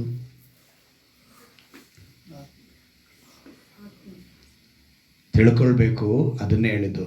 ಅಲ್ಲಿ ಯೇಸು ಹೊಂದಿದ ಮರಣ, ಈಗ ಪ್ರತಿಯೊಬ್ಬರು ಮನುಷ್ಯನಾಗಿ ಹುಟ್ಟಿದ ಮೇಲೆ ಅವರು ಯಾವ ಮರಣವನ್ನು ಕಾಣ್ತಾರೆ ಅಂತ ಹೇಳಿದ್ರೆ, ಶರೀರದ ಪ್ರಕಾರ ಎಲ್ಲರೂ ಮರಣವನ್ನು ಕಾಣಬೇಕು. ಯೇಸು ಕೂಡ ಅವರ ಶರೀರ ಪ್ರಕಾರವಾದ ಮರಣವನ್ನು ಹೊಂದಿದರು. ಮತ್ತೇನು ಮಾಡಿಬಿಟ್ರು? 3ನೇ ದಿವಸ ಜೀವಂತವಾಗಿ ಎದ್ದಲ್ಬು. ಅಂದರೆ ಇವತ್ತು ಆತ್ಮೀಕ ಮರಣದ ಕುರಿತು ಹೇಳಲ್ಪಡ್ತಾ ಇದೆ. ನೀನು ಪಾಪದ ಸಂಬಳ ಮರಣ ಅಂತ ಹೇಳಿದ್ರೆ ನೀನು ಹೊಂದಿಕೊಳ್ಳುವುದು ಆತ್ಮಿಕ ಮರಣ. ಆತನು ಹೊಂದಿದ್ದು ಶಾರೀರಿಕ ಮರಣ. ಹಲ್ಲೆಲೂಯಾ. ಆತನು ಹೊಂದಿದ್ದು ಯಾವ ಮರಣ? ಶಾರೀರಿಕ ಮರಣ. ಮಣ್ಣಿಂದ ಬಂದಂತು. ಯಾಕೆಂದ್ರೆ ಮರಿಯಳ ಗರ್ಭದಲ್ಲಿ ಅವರು ಧರಿಸಿದರು. ಆತ್ಮನು ಬಂದು ಅಲ್ಲಿ ಗರ್ಭ ಧರಿಸಿ ಶರೀರ ಪ್ರಕಾರವಾಗಿ ಮಣ್ಣಾದ ಶರೀರದಲ್ಲೇ ಅವರು ಬಂದಿದ್ದು. ಆ ಶರೀರ ಏನಾಗಬೇಕು? ಮಣ್ಣಿಗೆ ಹೋಗಬೇಕು. ಆತ್ಮಿಕ ಶರೀರದಲ್ಲಿ ಎದ್ದು ಬಂದರು ಅವರು. ಹಲ್ಲೆಲೂಯಾ. ನಾಳೆ ನ್ಯಾಯ ತೀರ್ಪು ಕಾಲದಲ್ಲಿ ನಮಗೆಲ್ರಿಗೂ ಅದೇ ಶರೀರನೇ ಇರೋದು. ಯಾವ ಶರೀರ? ಆತ್ಮಿಕ ಶರೀರ. ನಾನು ಅವಾಗ ನೆನಪಿಗೆ ತರ್ತೀನಿ. ಇವಾಗಿರೋ ಶರೀರ ಒಂಚೂರು ಬೆಂಕಿ ಬಿದ್ದಿದ ತಕ್ಷಣ ಏನಾಗುತ್ತೆ? ಸುಟ್ಟೋಗುತ್ತೆ. ಆವಾಗಿರೋ ಶರೀರ ಸುಟ್ಟೋಗಲ್ಲ, ನೋವು ಗೊತ್ತಾಗುತ್ತೆ. ಆ ಶರೀರದಲ್ಲೇ ಶಿಕ್ಷೆ. ಅದಕ್ಕೇನೆ ಹೇಳಿದ್ದು ದೇವರು, ದೈವ ಪ್ರೇರಿತವಾದ ಈ ವಾಕ್ಯಗಳು ತಿದ್ದುಪಾಟಿಗೆ, ಖಂಡನೆಗೆ, ನೀತಿ ಶಿಕ್ಷೆಗೆ, ಈ ಉಪದೇಶ ನೀವು ಕೇಳಬೇಕು. ಹಲ್ಲೆಲೂಯಾ. ನೀವು ಕೇಳಿದರೆ ಈ ಒಂದು ವಾಕ್ಯದ ಅಡಿಯಲ್ಲಿ ನೀವು ಬರ್ತೀರ. ಅಂದರೆ ನಾವು ಪ್ರತಿ ವಿಶ್ವಾಸಿ ದೀಕ್ಷಾಸ್ನಾನ ಹೊಂದಿದ ತಕ್ಷಣವೇ ನಾವು ಪಾಪದ ಪಾಲಿಗೆ ಸಾಯಬೇಕು, ನೀತಿಗೆ ಬದುಕುವರಾಗಿರಬೇಕು. ಮುಖ್ಯವಾಗಿ ಪಾಪ ಅಂತ ಹೇಳುವಾಗ 2 ವಿಷಯನ ಯಾವಾಗಲೂ ಜ್ಞಾಪಕದಲ್ಲಿಟ್ಕೊಳ್ಳಿ. ಮೊದಲನೇದು ಅಪನಂಬಿಕೆ, ಎರಡನೇದು ಅವಿಧೇಯತೆ. ಯಾವುದು? ಮೊದಲನೇದು ಅಪನಂಬಿಕೆ, ಎರಡನೇದು ಅವಿಧೇಯತೆ. ಅದಕ್ಕೇ ದೇವರು ಒಂದು ಸಾಮ್ಯನ ಹೇಳ್ತಾರೆ. ನಾನು ಬೀಜ ಬಿತ್ತುತ್ತಾ ಇದ್ದೆ ದಾರಿ ಮಗ್ಗಲಲ್ಲಿ, ಮುಳ್ಳು ಗಿಡಗಳಲ್ಲಿ ಅಂಥೇಳಿ ಒಂದು ಬೀಜ ಬಿತ್ತಿದ ಸಾಮ್ಯನ ಹೇಳ್ತಾರೆ. ನನ್ನ ವಾಕ್ಯವನ್ನು ಸರಿಯಾಗಿ ಕೇಳಿದ್ರೆ ಅವನು 30, 60, 90ರಷ್ಟು ಫಲ ಕೊಡ್ತಾನೆ. ಇವತ್ತು ನಿನ್ನಲ್ಲಿ ಆ ವಾಕ್ಯ ಸರಿಯಾಗಿ ಬಿತ್ತಲ್ಪಟ್ಟಿದ್ಯಾ? ಉಪದೇಶ, ನೀನು ಕೇಳಿರೋ ಉಪದೇಶ, ಆ ಬೀಜ ಬಿತ್ತಲ್ಪಟ್ಟಿದ್ಯಾ? ನೀನು ಬಿತ್ತಲ್ಪಟ್ಟಿದ್ದರೆ ಅಂದರೆ ವಾಕ್ಯಗಳ ದೈವ ಪ್ರೇರಿತವು ವಿಶ್ವಾಸಿಯಲ್ಲಿ ಇರಬೇಕು. ಅದು ದೈವ ಪ್ರೇರಿತ ವಾಕ್ಯ. ನಾನು ಅದಕ್ಕೆ ಏನು ಮಾಡಬೇಕು? ಭಯಭಕ್ತಿಯಿಂದ ಇರಬೇಕು ಅಂತ ಅನ್ಬೇಕು. ನನಗೇನು ಬರಬೇಕು? ಭಯಭಕ್ತಿ. ಆ ಉಪದೇಶಕ್ಕೆ ನಾನು ಖಂಡನೆಗೆ, ಆ ತಿದ್ದುಪಾಟಿಗೆ, ಆ ನೀತಿ ಶಿಕ್ಷೆಗೆ ನನ್ನನ್ನು ಸಮರ್ಪಿಸಿಕೊಳ್ಬೇಕು ಅನ್ನೋದು ಅವ ವಿಶ್ವಾಸಿಗೆ ಬರಬೇಕು. ಆ ವಿಶ್ವಾಸಿಗೆ ಅದು ಬರಲಿಲ್ಲ ಅಂತ ಹೇಳಿದ್ರೆ ಅವನು ದಂಡನೆಗೆ ಗುರಿಯಾಗ್ತಾನೆ. ಈಗ ನಿನ್ನಲ್ಲಿ ಪ್ರೇರಿತವಾಗ್ತಾ ಇರುವಂಥ ಆ ಪ್ರೇರಣೆ ಅದು ಪವಿತ್ರಾತ್ಮನ ಪ್ರೇರಣೆ ಆಗಿದೆಯಾ ಅಥವಾ ದುರಾತ್ಮನ ಪ್ರೇರಣೆ ಆಗಿದೆಯಾ? ಪವಿತ್ರಾತ್ಮನ ಪ್ರೇರಣೆ ಒಳ್ಳೆಯ ವಿಷಯಗಳನ್ನ ಹೇಳಿಕೊಳ್ಳುತ್ತೆ, ಒಳ್ಳೆ ಕಾರ್ಯಗಳನ್ನು ಮಾಡಕ್ಕೆ ಹೇಳುತ್ತೆ. ಆದರೆ ದುರಾತ್ಮನ ಪ್ರೇರಣೆ ನಿನ್ನ ಕೆಟ್ಟ ವಿಷಯಗಳಲ್ಲೂ ಕೆಟ್ಟ ಆಲೋಚನೆಗಳನ್ನು ನಡೆಸುತ್ತೆ. ಒಂದಿಬ್ಬರು ವ್ಯಕ್ತಿಗಳನ್ನ ನಾನು ನಿಮ್ಗೆ ತಿಳಿಯಪಡಿಸ್ತೀನಿ. ಯೆಹೋಶುವನ ಪುಸ್ತಕ 15ನೇ ಅಧ್ಯಾಯ 17ನೇ ವಾಕ್ಯ. ಯೆಹೋಶುವನ ಪುಸ್ತಕ 15ನೇ ಅಧ್ಯಾಯ 17ನೇ ವಾಕ್ಯ. ಒಂದು ಅದ್ಭುತವಾದ ಮಾತು ಅಲ್ಲಿ ಬರೆಯಲ್ಪಟ್ಟಿದೆ. ಅಲ್ಲಿ ತಂದೆ ಮಗಳ ಕುರಿತು ಒಂದು ವಿಷಯನ ಬರೆಯಲ್ಪಟ್ಟಿದೆ. 17ನೇ ವಾಕ್ಯದಲ್ಲಿ, 15ನೇ ಅಧ್ಯಾಯದ 17ನೇ ವಾಕ್ಯದಲ್ಲಿ, ಕೆನಜನ ಮಗನು ಕಾಲೇಬನ ತಮ್ಮನು ಆದ ಒತ್ನಿಯೇಲನು ಅದನ್ನು ತೆಗೆದುಕೊಳ್ಳಲು ಅವನಿಗೆ ತನ್ನ ಮಗಳಾದ ಅಕ್ಷ ಎಂಬಾಕೆಯನ್ನು ಮದುವೆ ಮಾಡಿಕೊಟ್ಟನು. ಆಕೆಯು ಬರುತ್ತಿರುವಾಗ ತನ್ನ ತಂದೆಯ ಹತ್ತಿರ ಭೂಮಿಯನ್ನು ಕೇಳಬೇಕೆಂದು ಗಂಡನನ್ನು ಪ್ರೇರೇಪಿಸಿ, ಏನಂತೆ? ಪ್ರೇರೇಪಿಸಿ, ತನ್ನ ಗಂಡನನ್ನು ಪ್ರೇರೇಪಿಸಿದ್ಲು. ಈಗ ದೇವರ ವಾಕ್ಯವು ದೈವ ಪ್ರೇರಿತವಾದದ್ದು. ನಿನಗೆ ಇವತ್ತು ಯಾವ ಪ್ರೇರಣೆ ಇದೆ? ಇಲ್ಲಿ ಒಂದು ಪ್ರೇರಣೆ ಬರ್ತಾ ಇದೆ ಒಂದು ಮಗಳಿಗೆ, ಅಕ್ಷನ ಮಗಳಿಗೆ.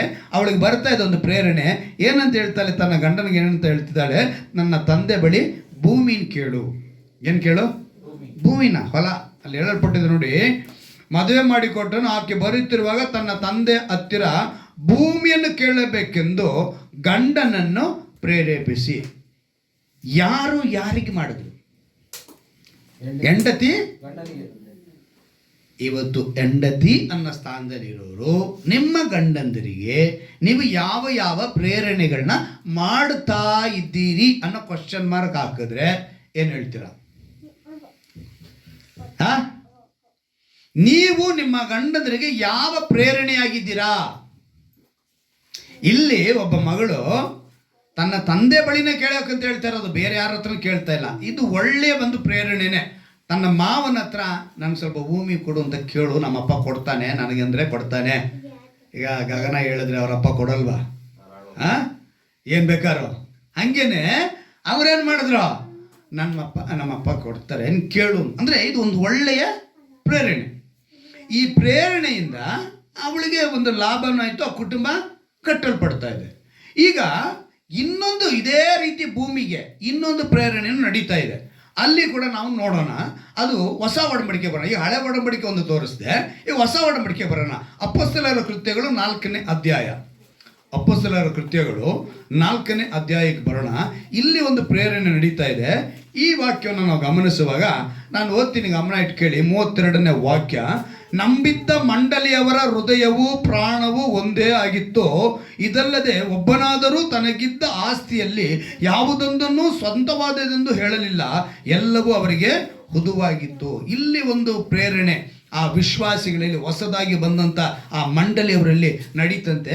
ಹೇಗಿತ್ತು ಅಂತ ಹೇಳಿದ್ರೆ, ಅವರ ಹೃದಯವೂ ಪ್ರಾಣವೂ ಒಂದೇ ಆಗಿತ್ತು. ತಮಗಿದ್ದ ಸ್ವಂತ ಆ ಆಸ್ತಿನ ಅವರು ತಮ್ಮದೇ ಅಲ್ಲ ಅಂತೇಳಿ ಮಾರುವುದಕ್ಕೆ ಸಿದ್ಧವಾದ್ರಂತೆ. ಅವ್ರೇನಾದ್ರು ಮಾರುವುದಕ್ಕೆ ಮಾರಿ ಏನು ಮಾಡಿದ್ರು ಅಂತ ಹೇಳಿದ್ರೆ ಅಪೊಸ್ತಲರ ಪಾದಗಳ ಬಳಿ ಇಟ್ಬಿಟ್ರು. ಇಲ್ಲಿ ಕೂಡ ಭೂಮಿನೇ ಸ್ವತ್ತೆ. ಅವ್ರೇನು ಮಾಡಿದ್ರು? ಅದನ್ನು ಮಾರಿ ಅಪೊಸ್ತಲರ ಪಾದ ಬಳಿಗೆ ಇಟ್ರು. ಇಲ್ಲಿ ಒಬ್ಬರು ಭೂಮಿನ ಕೇಳಿದ್ರು, ಇದು ಒಳ್ಳೆ ಪ್ರೇರಣೆ. ಇಲ್ಲಿ ಕೂಡ ಒಂದು ಒಳ್ಳೆ ಪ್ರೇರಣೆ. ಅವರು ನಮ್ಗೆ ಆಸ್ತಿ ಬೇಕಾಗಿಲ್ಲ ಇನ್ಮೇಲೆ. ಇದು ಏನಂತ ಹೇಳಿದ್ರೆ ಅಲ್ಲಿ ಮರೆಯಲ್ಪಟ್ಟಿದೆ, ಎಲ್ಲವುದು ಇದು ಕರ್ತನಾದ ಯೇಸು ಜೀವಿತನಾಗಿ ಎದ್ದು ಬಂದನೆಂಬುದಕ್ಕೆ ಅಪೊಸ್ತಲರು ಬಹು ಬಲವಾಗಿ ಸಾಕ್ಷಿ ಹಿಡಿದರು. ಬಹಳ ದಯವು ಅವರ ಮೇಲೆ ಇತ್ತು, ಅವರಲ್ಲಿ ಕೊರತೆ ಪಡುವನು ಒಬ್ಬನೂ ಇರಲಿಲ್ಲ. ಯಾಕೆಂದರೆ ಅಲ್ಲಿ ಬರೆಯಲ್ಪಡಿ, ಹೊಲ ಮನೆಗಳಿದ್ದವರು ಅವುಗಳನ್ನು ಮಾರಿ ಬಂದ ಕ್ರಯವನ್ನು ತಂದು ಅಪೊಸ್ತಲರ ಪಾದಗಳ ಬಳಿಯಲ್ಲಿ ಇಡುತ್ತಿದ್ದರು. ಅಂದರೆ ದೇವರ ರಾಜ್ಯವು ಹತ್ತಿರ ಬಂದ್ಬಿಡ್ತಂದಿಲ್ಲ, ಆಗಲೇ ನಂಬಿದ್ರು. ಯೇಸು ಸತ್ತ ಕೂಡಲೇ ಒಂದು ಅವರು 33.5 ವರ್ಷಕ್ಕೆ ಅವರ ಶಿಲುಬೆಗೆ ಹಾಕಿದ್ದಾಯಿತು. ಒಂದು 54ನೇ ಇಸ್ವಿಯಲ್ಲಿ, ಅಂದರೆ ಕ್ರಿಸ್ತ ಯಾವಾಗ? ಕ್ರಿಸ್ತ ಶಕ, ಕ್ರಿಸ್ತ ಪೂರ್ವ ಅಲ್ಲ, ಕ್ರಿಸ್ತ ಶಕ. ಒಂದು 54-55 ಇಟ್ಕೊಳ್ಳಿ, 60 ಕೂಡ ಇಟ್ಕೊಳ್ಳೋಣ ಒಂದು ಕಾಲಮಾನ. ಒಂದು 30 ವರ್ಷ ಅವರು ಸತ್ತ ಮೇಲೆ ಒಂದು 20-25 ವರ್ಷ ಸುವಾರ್ತೆಗಳು ಬರೆಯಲ್ಪಡಬೇಕು, ಸುವಾರ್ತೆಗಳು ಸಾರಲ್ಪಡಬೇಕು, ಅನೇಕರು ಬರಬೇಕು, ದೇವರ ಕಡೆಗೆ ಬರಬೇಕು. ಆಗ ಅಪೊಸ್ತಲನಾದ ಪೌಲನು ಕೂಡ ಅಲ್ಲಿಗೆ ಬರಬೇಕು. ಅವನು ದಾಕ್ಷಿಣ ಇಲ್ಲಿ ಈ ಮಾತುಗಳನ್ನೆಲ್ಲ ಈಗ ಪೇತ್ರನು ಇವರೆಲ್ಲ ಏನು ಮಾಡ್ತಿದ್ದಾರೆ, ನಂಬಿದ ಮನೆಯೆಲ್ಲ ಒಂದೇ ಆಗಿಬಿಟ್ರು. ಪವಿತ್ರಾತ್ಮನ ಶಕ್ತಿ ಬಂತು ಅವ್ರ ಮೇಲೆ. ಇವರೆಲ್ಲ ಒಟ್ಟಾಗಿರುವಾಗ ಇವ್ರು ಮಾಡ್ತಿದ್ದ ಅದ್ಭುತಗಳನ್ನೆಲ್ಲ ನೋಡಿ ಅಲ್ಲಿ ಏನು ನಡೆದಿದೆ, ಒಳ್ಳೆಯ ಕಾರ್ಯ ನಡೀತಾ ಇದೆ. ಅವರೆಲ್ಲರೂ ಕೂಡ ಅಲ್ಲಿ ಇಟ್ಟರು. ಅಂದರೆ ಇಲ್ಲಿ ನಾವು ಗಮನಿಸಬೇಕಾಗಿರೋದು ಏನು ಅಂತ ಹೇಳಿದ್ರೆ, ಮುಖ್ಯವಾಗಿ ಅಲ್ಲಿ ಒಂದು ಒಳ್ಳೆಯ ಕಾರ್ಯ. 37ನೇ ವಾಕ್ಯದ ನಾವು ಗಮನಿಸ್ತೀವಿ ನೋಡಿ. ಅವನು ತನಗಿದ್ದ ಭೂಮಿಯನ್ನು ಮಾರಿ ಬಂದ ಹಣವನ್ನು ತಂದು ಅಪೊಸ್ತಲರ ಪಾದಗಳ ಬಳಿಯಲ್ಲಿ ಇಟ್ಟನು.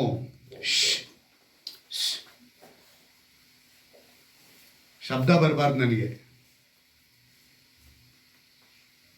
ದೇವರ ವಾಕ್ಯ ನಂದು ಹೇಳಲ್ಪಟ್ಟಿದೆ, ಅಪೊಸ್ತಲರ ಪಾದಗಳ ಬಳಿಯಲ್ಲಿ ಇಟ್ಟನು. ಅವಾಗ ನಾವು ಏನು ಇವತ್ತು ಅರ್ಥ ಮಾಡ್ಕೊಳ್ಬೇಕು ಅಂತ ಹೇಳಿದ್ರೆ, ಇವತ್ತು ಯಾವ ಪ್ರೇರಣೆ ನಮ್ಮನ್ನು, ಇವತ್ತು ಈ ವಾಕ್ಯನ ಕೆಲವರು ಮೊನ್ನೆ ದಿವಸ ನನ್ನ ಮನೆಯಲ್ಲಿ ನಡೀತು. ನನ್ನ ಮನೆಗೆ ಒಬ್ಬ ಪ್ರವಾದಿ ಬಂದರು. ನಾನು ಕರೆಸಿದ್ದೆ ನಮ್ಮ ಮನೆಗೆ ಒಬ್ಬ ಪ್ರವಾದಿನ ಕರೆಸಿ. ಯಾಕಂತ ಹೇಳಿದ್ರೆ ಪ್ರತಿ ವರ್ಷ ನಮ್ಮ ಮನೆಗೆ ಯಾರು ಪ್ರೇಯರ್ಗೆ ಬರೋಲ್ಲ. ಕ್ರಿಸ್ಮಸ್ ಟೈಮ್ ಆದರೂ ಕೂಡ ನಾನು ಎಲ್ಲರ ಮನೆಗೆ ಹೋಗಿ ಹೌಸ್ ವಿಸಿಟಿಂಗ್ ಮಾಡ್ತೀನಿ. ನನ್ನ ಮನೆಗೆ ಯಾರು ಹೌಸ್ ವಿಸಿಟಿಂಗ್ ಇಲ್ಲ.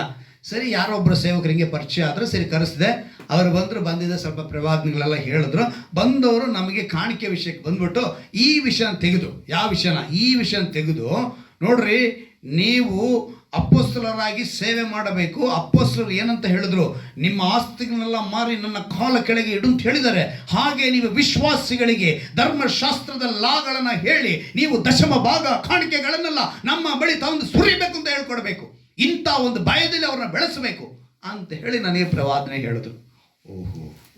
ಓಹೋ ಬಹಳ ಒಳ್ಳೆಯ ಸೇವಕರೆಂದು ನಾನು ನೆನೆಸಿ ಅವರಿಗೆ ಸರಿ ಆಯಿತು ಅಂಥೇಳಿ ಅಂದ್ಕೊಂಡೆ. ಆಮೇಲೆ ಅವ್ರು ಏನು ಮಾಡಿದ್ರು ಅಂತ ಹೇಳಿದ್ರೆ, ನೋಡಿ ನಾನು ಬರೀ ಹಳೆ ಒಡಂಬಡಿಕೆ ಮಾತ್ರ ಹೇಳೋದಿಲ್ಲ. ಮಲಾಖಿಯಲ್ಲಿ ಏನು ಹೇಳಿದ್ದೆ, ದಶಮ ಭಾಗನ ನೀವು ಕೊಡಬೇಕು, ನನ್ನಿಂದ ಕದ್ದುಕೊಳ್ತಾ ಇದೆ ಅಂತ ಹೇಳ್ತಾ ಇದ್ದಾರೆ ದೇವರು, ಅದನ್ನು ನೀವು ತಿಳ್ಕೋಬೇಕು ಅಂತೇಳಿ ಮಲಾಖಿಯನ್ನ ಹೇಳಿದ್ರು. ಓಕೆ, ಸಂತೋಷ. ಮಲಾಖಿ ಹೇಳಿ ಲೂಕಾಗಿ ಬಂದ್ಬಿಟ್ರು. ಲೂಕಾಗಿ ಬಂದು 6:30 ಕೊಡಿರಿ, ಕೊಡಲ್ಪಡು ಅಂತ ಹೇಳಲ್ಪಟ್ಟಿದೆ. ನೀವು ಯಾಕೆ ಕೊಡಕ್ ಬಿಡ್ತಾ ಇಲ್ಲ ಅವ್ರನ್ನ, ನೀವು ಅವ್ರನ್ನ ಆಶೀರ್ವಾದಕ್ಕೆ ತಡೆಯಾಗಿದ್ದೀರ ಅಂತ ನನಗೆ ಹೇಳ್ಬಿಟ್ರು. ಸೊ ಎಂಥ ಒಂದು ಪ್ರವಾದನೆ ನೋಡಿದ್ರೆ ನಮಗೆ, ನಾವು ಮನೆಗೆ ಕರೆಸ್ಕೊಂಡಿದ್ದೀವಿ, ಪ್ರವಾದಿನ ನಾವು ಮನೆಗೆ ಕರೆಸ್ಕೊಂಡಿದ್ದೀವಿ, ನಮಗೆ ಹೇಳ್ತಾ ಇದ್ದಾರೆ. ಸರಿ, ನಾನು ಮತ್ತೆ ದಾಟ್ತಾರೆ ಅಂತ ನೋಡಿದ್ರೆ ದಾಟ್ಲೇ ಇಲ್ಲ. ಅದರಿಂದ ಮೇಲಕ್ಕೆ ಅವರು ಕೊರಿಂಥ ಪಟ್ಟಣಕ್ಕೆ ಹೋಗಲೇ ಇಲ್ಲ. ಕೊರಿಂಥ ಪಟ್ಟಣದಲ್ಲಿ ದುಃಖದಿಂದಾಗಲಿ ಬಲಾತ್ಕಾರದಿಂದಾಗಲಿ ಕಾಣಿಕೆ ಕೊಡಬೇಕು ಕೊಡಬಾರ್ದು ಅಂತೇಳಿ ಕ್ಲೀನಾಗಿ ಬರೆಯಲ್ಪಟ್ಟಿದೆ. ಅದನ್ನು ಅವರು ಓದಕ್ಕೆ ಹೋಗಲಿಲ್ಲ, ಹೇಳಕ್ಕೆ ಹೋಗಲಿಲ್ಲ. ಪ್ರವಾದಿಗೆ ಆ ವಾಕ್ಯ ಗೊತ್ತಿಲ್ವಾ? ಅಲ್ಲಿಗೆ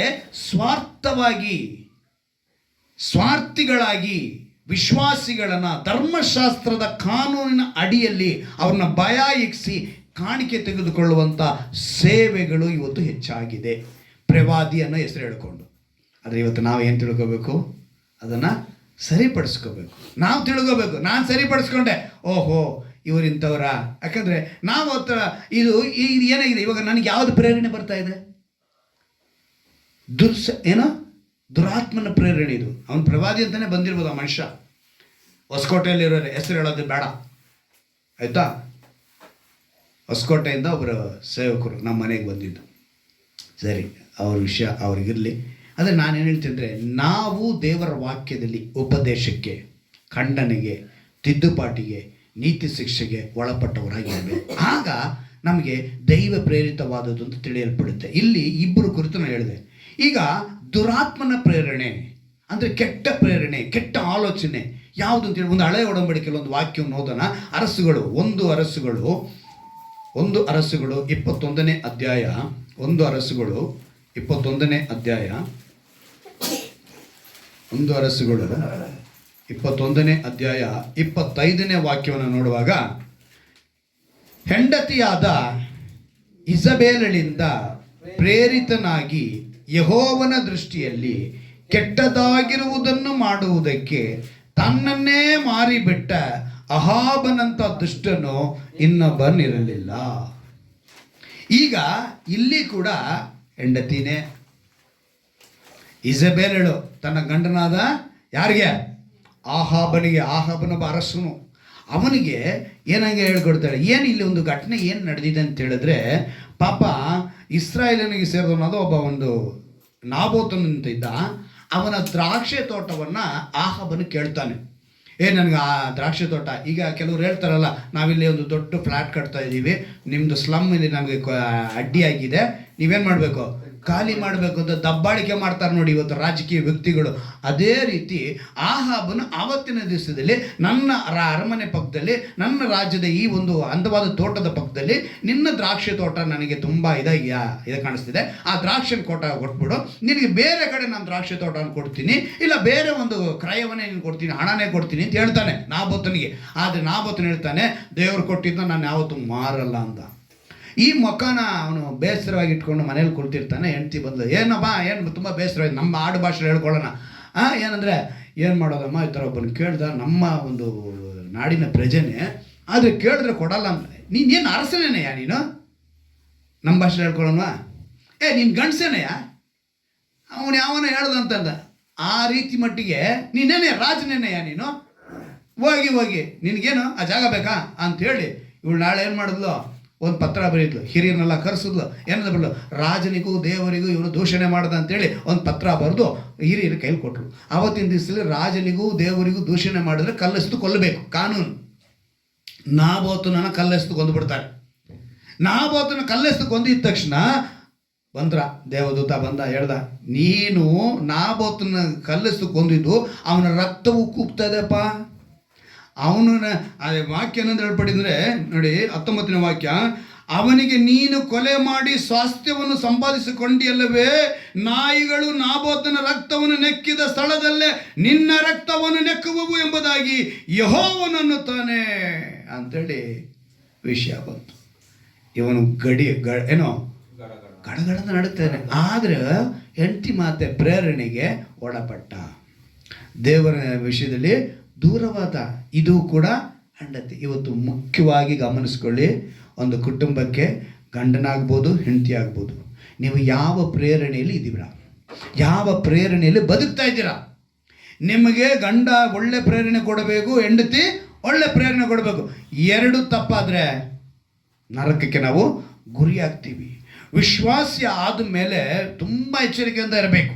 ಅದಕ್ಕೆ ಇವತ್ತು ಈ ವಿಷಯನ ದೇವರು ತಿಳಿಯಪಡಿಸ್ತಾರೆ. ಈಗ ಹೊಸ ಒಡಂಬಡಿಕೆಗೆ ಬರೋಣ. ಇಲ್ಲಿ ಕೂಡ ಒಂದು ಕುಟುಂಬ ಇದೆ.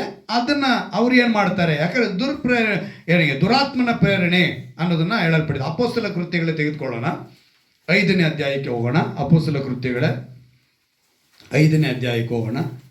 ಅಲ್ಲಿ ನಾನು ಓದ್ತೀನಿ, ಗಮನ ಇಟ್ಟು ಕೇಳಿ. ಅಲ್ಲಿ ಒಂದು ಅದ್ಭುತವಾದ ವಿಷಯವನ್ನು ನಮಗೆ ತಿಳಿಯಪಡಿಸ್ತಾರೆ, ನಾವು ಗಮನಕ್ಕೆ ತರಲ್ಲ. 5ನೇ ಅಧ್ಯಾಯದಲ್ಲಿ 1ನೇ ವಾಕ್ಯದಿಂದ ಓದ್ತೀನಿ ನೋಡಿ.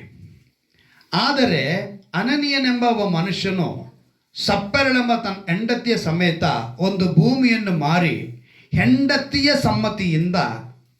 ಸಮ್ಮತಿಯಿಂದ ಅದರ ಕ್ರಯದಲ್ಲಿ ಒಂದು ಭಾಗವನ್ನು ಬಚ್ಚಿಟ್ಟುಕೊಂಡು. ಇಲ್ಲಿ ಅಪೊಸ್ತಲರ ಪಾದಗಳು ಎಲ್ಲರೂ ತಂದು ಮಾರಿದ್ರ. ಇದನ್ನು ಗಮನಿಸ್ತಾ ಇದ್ದಂಥ ಇನ್ನೊಂದು ಕುಟುಂಬ.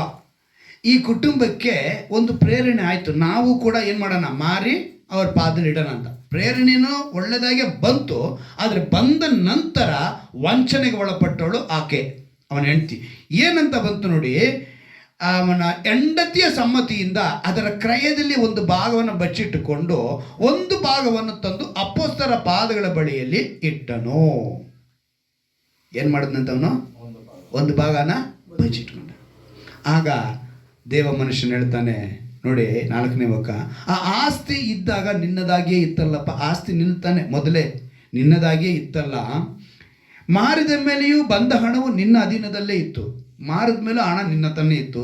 ಸೊತ್ತು ನಿನ್ನದು, ಹಣ ನಿನ್ನದು, ಎರಡೂ ನಿನ್ನದೇ. ನಂತರ ಹೇಳಲ್ಪಟ್ಟಿದೆ, ನೀನು ಈ ಕಾರ್ಯವನ್ನು ನಿನ್ನ ಹೃದಯದಲ್ಲಿ ಯೋಚಿಸುವುದು ಯಾಕೆ?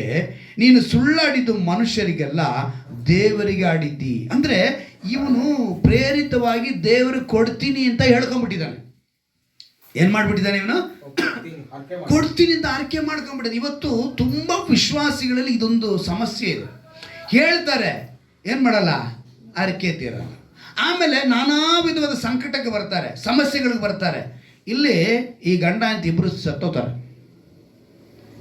ಈ ನೆಕ್ಸ್ಟ್ ಅಧ್ಯಾಯ ಹಾಕಿದಲ್ಲಿ ನೋಡೋದು ಗಮನಿಸಿದ್ರೆ, ಇವಾಗ ನಾನು ಸತ್ತೋಗ್ತೀರಾ ಅಂತೇಳಿ ಭಯ ಹಾಕ್ಸಕ್ಕೆ ಬಂದಿಲ್ಲ, ನಾವು ಆತ್ಮಿಕವಾಗಿ ಸತ್ತೋಗ್ತೀವಿ. ನಾವೇನಾಗ್ತೀವಿ?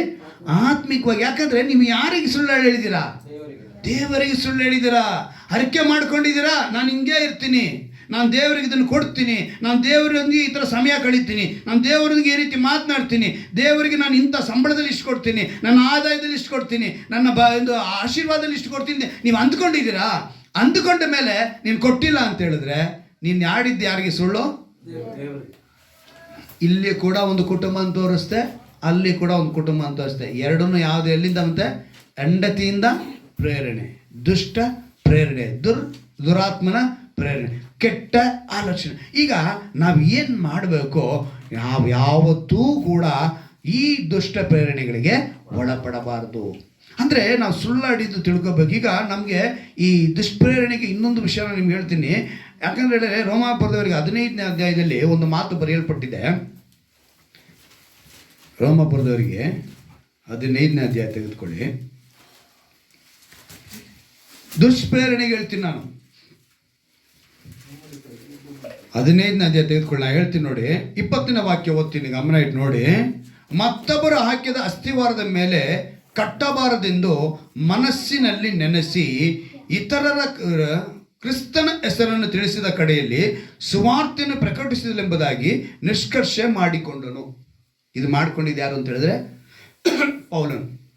ಪೌಲನು ರಾಮಪಟ್ಟಣಕ್ಕೆ ಬರೆಯುವಾಗ ಇನ್ನೊಬ್ಬರು ಅಸ್ಥಿವಾರ ಹಾಕಿದ್ದಾಗಿದೆ. ಅಂದರೆ ಇನ್ನೊಬ್ಬರು ಪಾಯ ಹಾಕಿದ್ದಾರೆ, ನಾನು ಈಗಲ್ಲಿ ಪಾಯ ಹಾಕಲ್ಲ, ಮನೆ ಕಟ್ಟಲ್ಲ ಅನ್ನೋ ಮಾತು ಇಲ್ಲಿ ಬರೆಯಲ್ಪಡಿದೆ. ಅಂದರೆ ಈ ಮಾತಿನ ಅರ್ಥ ಏನು ಅಂತ ಹೇಳಿದ್ರೆ, ನನಗೆ ಒಂದಾನೊಂದು ಸಮಯ ಈ ಮಾತನ್ನು ನನಗೊಬ್ಬರು ಹೇಳಿದ್ರು. ನಾನು ಸೂಲಿ ಬೆಲೆಗೆ ಬಂದಾಗ, ನಾನು ಸೇವೆಗೆ ಬಂದಾಗ ಒಂದು ಪ್ರಾರ್ಥನಾ ಕೂಟಲ್ಲಿ ಬಂದು ನಡೆಸಿ ಹೋಗ್ಬಿಟ್ರು. ಆದರೆ ನಂತರ ಅವಾಗಿದ್ದಂಥ ಸುಮಾರು 7 ಕುಟುಂಬನ ಮಂಜು 11 ಕುಟುಂಬ, ಅವರನ್ನು ನಾನು ದೇವರ ವಾಕ್ಯದಲ್ಲಿ ಆ ಉಪದೇಶ ನಡೆಸ್ಕೊಂಡು ಬಂದಿದ್ದಕ್ಕೆ, ಅಂದರೆ ಅವತ್ತು ನಾನು ಮಾಡಿದ್ದಕ್ಕೇನೆ ಅವತ್ತು ನನ್ನನ್ನು ಇಟ್ಟು ದೇವರು, ನಾನು ಅಂತ ಹೇಳ್ಕೊಳ್ಳೋದಿಲ್ಲ, ನನ್ನ ಮೂಲಕ ದೇವರನ್ನು ಮಾಡೋ ತನ್ನ ಅಸ್ಥಿವಾರನ ಇಲ್ಲಿ ಹಾಕ್ಸೋದು. ಹಲ್ಲೆಲೂಯಾ. ಆದರೆ ನನಗೊಬ್ರು ಹೇಳ್ಬಿಟ್ರು, ನೀನು ನನ್ನ ಅಸ್ಥಿವಾರದ ಮೇಲೆ ಇದೆಯಾ ಅಂತ. ನಾನೇನಾಗಿದ್ದೀನಂತೆ? ಅವರ ಅಸ್ಥಿವಾರದ ಮೇಲೆ ಇದ್ದೀನಿ ಅಂತೇಳಿ. ಆದರೆ ನನ್ನ ಜೊತೆಗಿದ್ದವರು ಗೊತ್ತು ಇಲ್ಲಿ ಅಸ್ಥಿವಾರ ಹಾಕಿದ್ದು ಯಾರು ಅಂತೇಳಿ. ಅದಕ್ಕೆ ಕಾರಣರಾದವರು ಒಬ್ಬರಾಗಿರ್ಬೋದು, ಆದರೆ ಅಸ್ಥಿವಾರ ಹಾಕಿದ್ದು ದೇವರು. ಹಾಗೆ ಇವತ್ತು ಸೇವೆಯಲ್ಲಿ ನಾವು ಏನಂತ ಮಾಡಿದ್ರೆ, ನೀನು ಅಸ್ಥಿವಾರ ಏನಕ್ಕೆ ದೇವರ ಮಾತಿನಲ್ಲಿ ಬರೆಸಿದ್ದಾರೆ ಅದು ವಾಕ್ಯ ಅಂದರೆ, ಈ ಅಸ್ಥಿವಾರ ಅನ್ನೋದ್ರ ಮೇಲೆ ತುಂಬ ಜನಕ್ಕೆ ಇವತ್ತು ಹೋರಾಟ ಇದೆ. ಈ ಹೋರಾಟ ಹೆಂಗಿದೆ ಅಂತ ಹೇಳಿದ್ರೆ, 1 ಕೊರಿಂಥದವರೆಗೆ 3ನೇ ಅಧ್ಯಾಯದಲ್ಲಿ ಒಂದು ಮಾತನ್ನು ದೇವರು ಬರೆಸ್ತಾರೆ. 1 ಕೊರಿಂಥದವರೆಗೆ 3ನೇ ಅಧ್ಯಾಯ, ಆ 3ನೇ ಅಧ್ಯಾಯದಲ್ಲಿ ಒಂದು ಮಾತು ಬರೆಯಲ್ಪಟ್ಟಿದೆ. ನಾವು ಅದನ್ನು ಗಮನಿಸುವ 11ನೇ ವಾಕ್ಯದಲ್ಲಿ, 3ನೇ ಅಧ್ಯಾಯ 11ನೇ ವಾಕ್ಯ, ಹಾಕಿರುವ ಅಸ್ಥಿವಾರವು ಯೇಸು ಕ್ರಿಸ್ತನೇ, ಆ ಅಸ್ಥಿವಾರವನ್ನಲ್ಲದೆ ಮತ್ತೊಂದು ಅಸ್ಥಿವಾರವನ್ನು ಯಾರೂ ಹಾಕಲಾರಷ್ಟೇ. ಯಾರದು ಅಸ್ಥಿವಾರ ಹಾಕೋದು? ಯಾರಂತೆ? ಯೇಸು ಕ್ರಿಸ್ತನೇ. ಆ ಅಸ್ಥಿವಾರವನ್ನೇ ಮತ್ತೊಂದು ಅಸ್ಥಿವಾರವನ್ನು ಯಾರೂ ಹಾಕಲಾರಷ್ಟೇ. ಆ ಅಸ್ಥಿವಾರದ ಮೇಲೆ ಏನಂತೆ? ಆ ಅಸ್ಥಿವಾರದ ಮೇಲೆ ಅಂದರೆ ಪಾಯ ಹಾಕಿದ್ದಾರೆ, ಪಾಯದ ಮೇಲೆ ಬಿಲ್ಡಿಂಗ್ ಕಟ್ಟಬೇಕು. ಪಾಯದ ಮೇಲೆ ಬಿಲ್ಡಿಂಗ್ ಕಟ್ಟಬೇಕು. ನಾನಿಲ್ಲಿ ಅಸ್ಥಿವಾರನೂ ಹಾಕಿದೆ, ಬಿಲ್ಡಿಂಗನ್ನೂ ಕಟ್ಟಿದೆ, ಅಲ್ಲೇ ಇದ್ದೆ, ಆದರೆ ನನಗೆ ಹೆಸರು ಬೇರೆ ಥರ ಬಂತು. ಆದರೆ ಇವತ್ತು ದೇವರು ಈ ರಕ್ಷಣಾದ ಯೇಸು ಕ್ರಿಸ್ತ ಸಭೆಯನ್ನು ಕೊಟ್ಟು ಅದೇ ಅಸ್ಥಿವಾರದ ಮೇಲೆ ನಾನು ನಿಂತುಕೊಡುವಂಥ ದೇವರು ಕೃಪೆ ಮಾಡಿದ್ದಾರೆ. ಇಲ್ಲಿ ಹೇಳಲ್ಪಟ್ಟಿದೆ, ಆ ಅಸ್ಥಿವಾರನ ಯಾರು ಹಾಕಲ್ಲ ಅಷ್ಟೇ, ಅಸ್ಥಿವಾರದ ಮೇಲೆ ಚಿನ್ನ, ಬೆಳ್ಳಿ, ರತ್ನ, ಕಟ್ಟಿಗೆ, ಹುಲ್ಲು, ಆಪು ಮುಂತಾದವುಗಳಲ್ಲಿ ಯಾವುದರಿಂದ ಕಟ್ಟಿದರೂ ಅವನವನ ಕೆಲಸವು ವ್ಯರ್ಥವಾಗುವುದು. ಈಗ ನಾನು ಇಲ್ಲಿ ಮತ್ತೆ ಅಸ್ಥಿವಾರ ಹಾಕಿದ್ದೀನಿ, ನೀವು ಇದ್ರ ಮೇಲೆ ಕಟ್ಟಬೇಕು. ವಿಶ್ವಾಸಿಗಳು ಏನು ಮಾಡ್ಬೇಕು? ನೀವು ವಿಶ್ವಾಸಿಗಳು ಕಟ್ಟಬೇಕು. ಇವಾಗ ನೀವು ಕಟ್ಟುವಂಥದ್ದು ಏನಾಗಿರಬೇಕು ಗಮನಿಸ್ಕೊಳ್ಳಿ. ಬೆಳ್ಳಿ, ರತ್ನ, ಕಟ್ಟಿಗೆ, ಹುಲ್ಲು, ಆಪು. ಆಪು ಅಂದ್ರೆ ಏನು? ಕಬ್ಬಣ. ಇಂಗ್ಲಿಷಲ್ಲಿ ಏನಿದೆ? ಎಷ್ಟನೇ ವಾಕ್ಯ? 1 ಕೊರಿಂಥ 3:11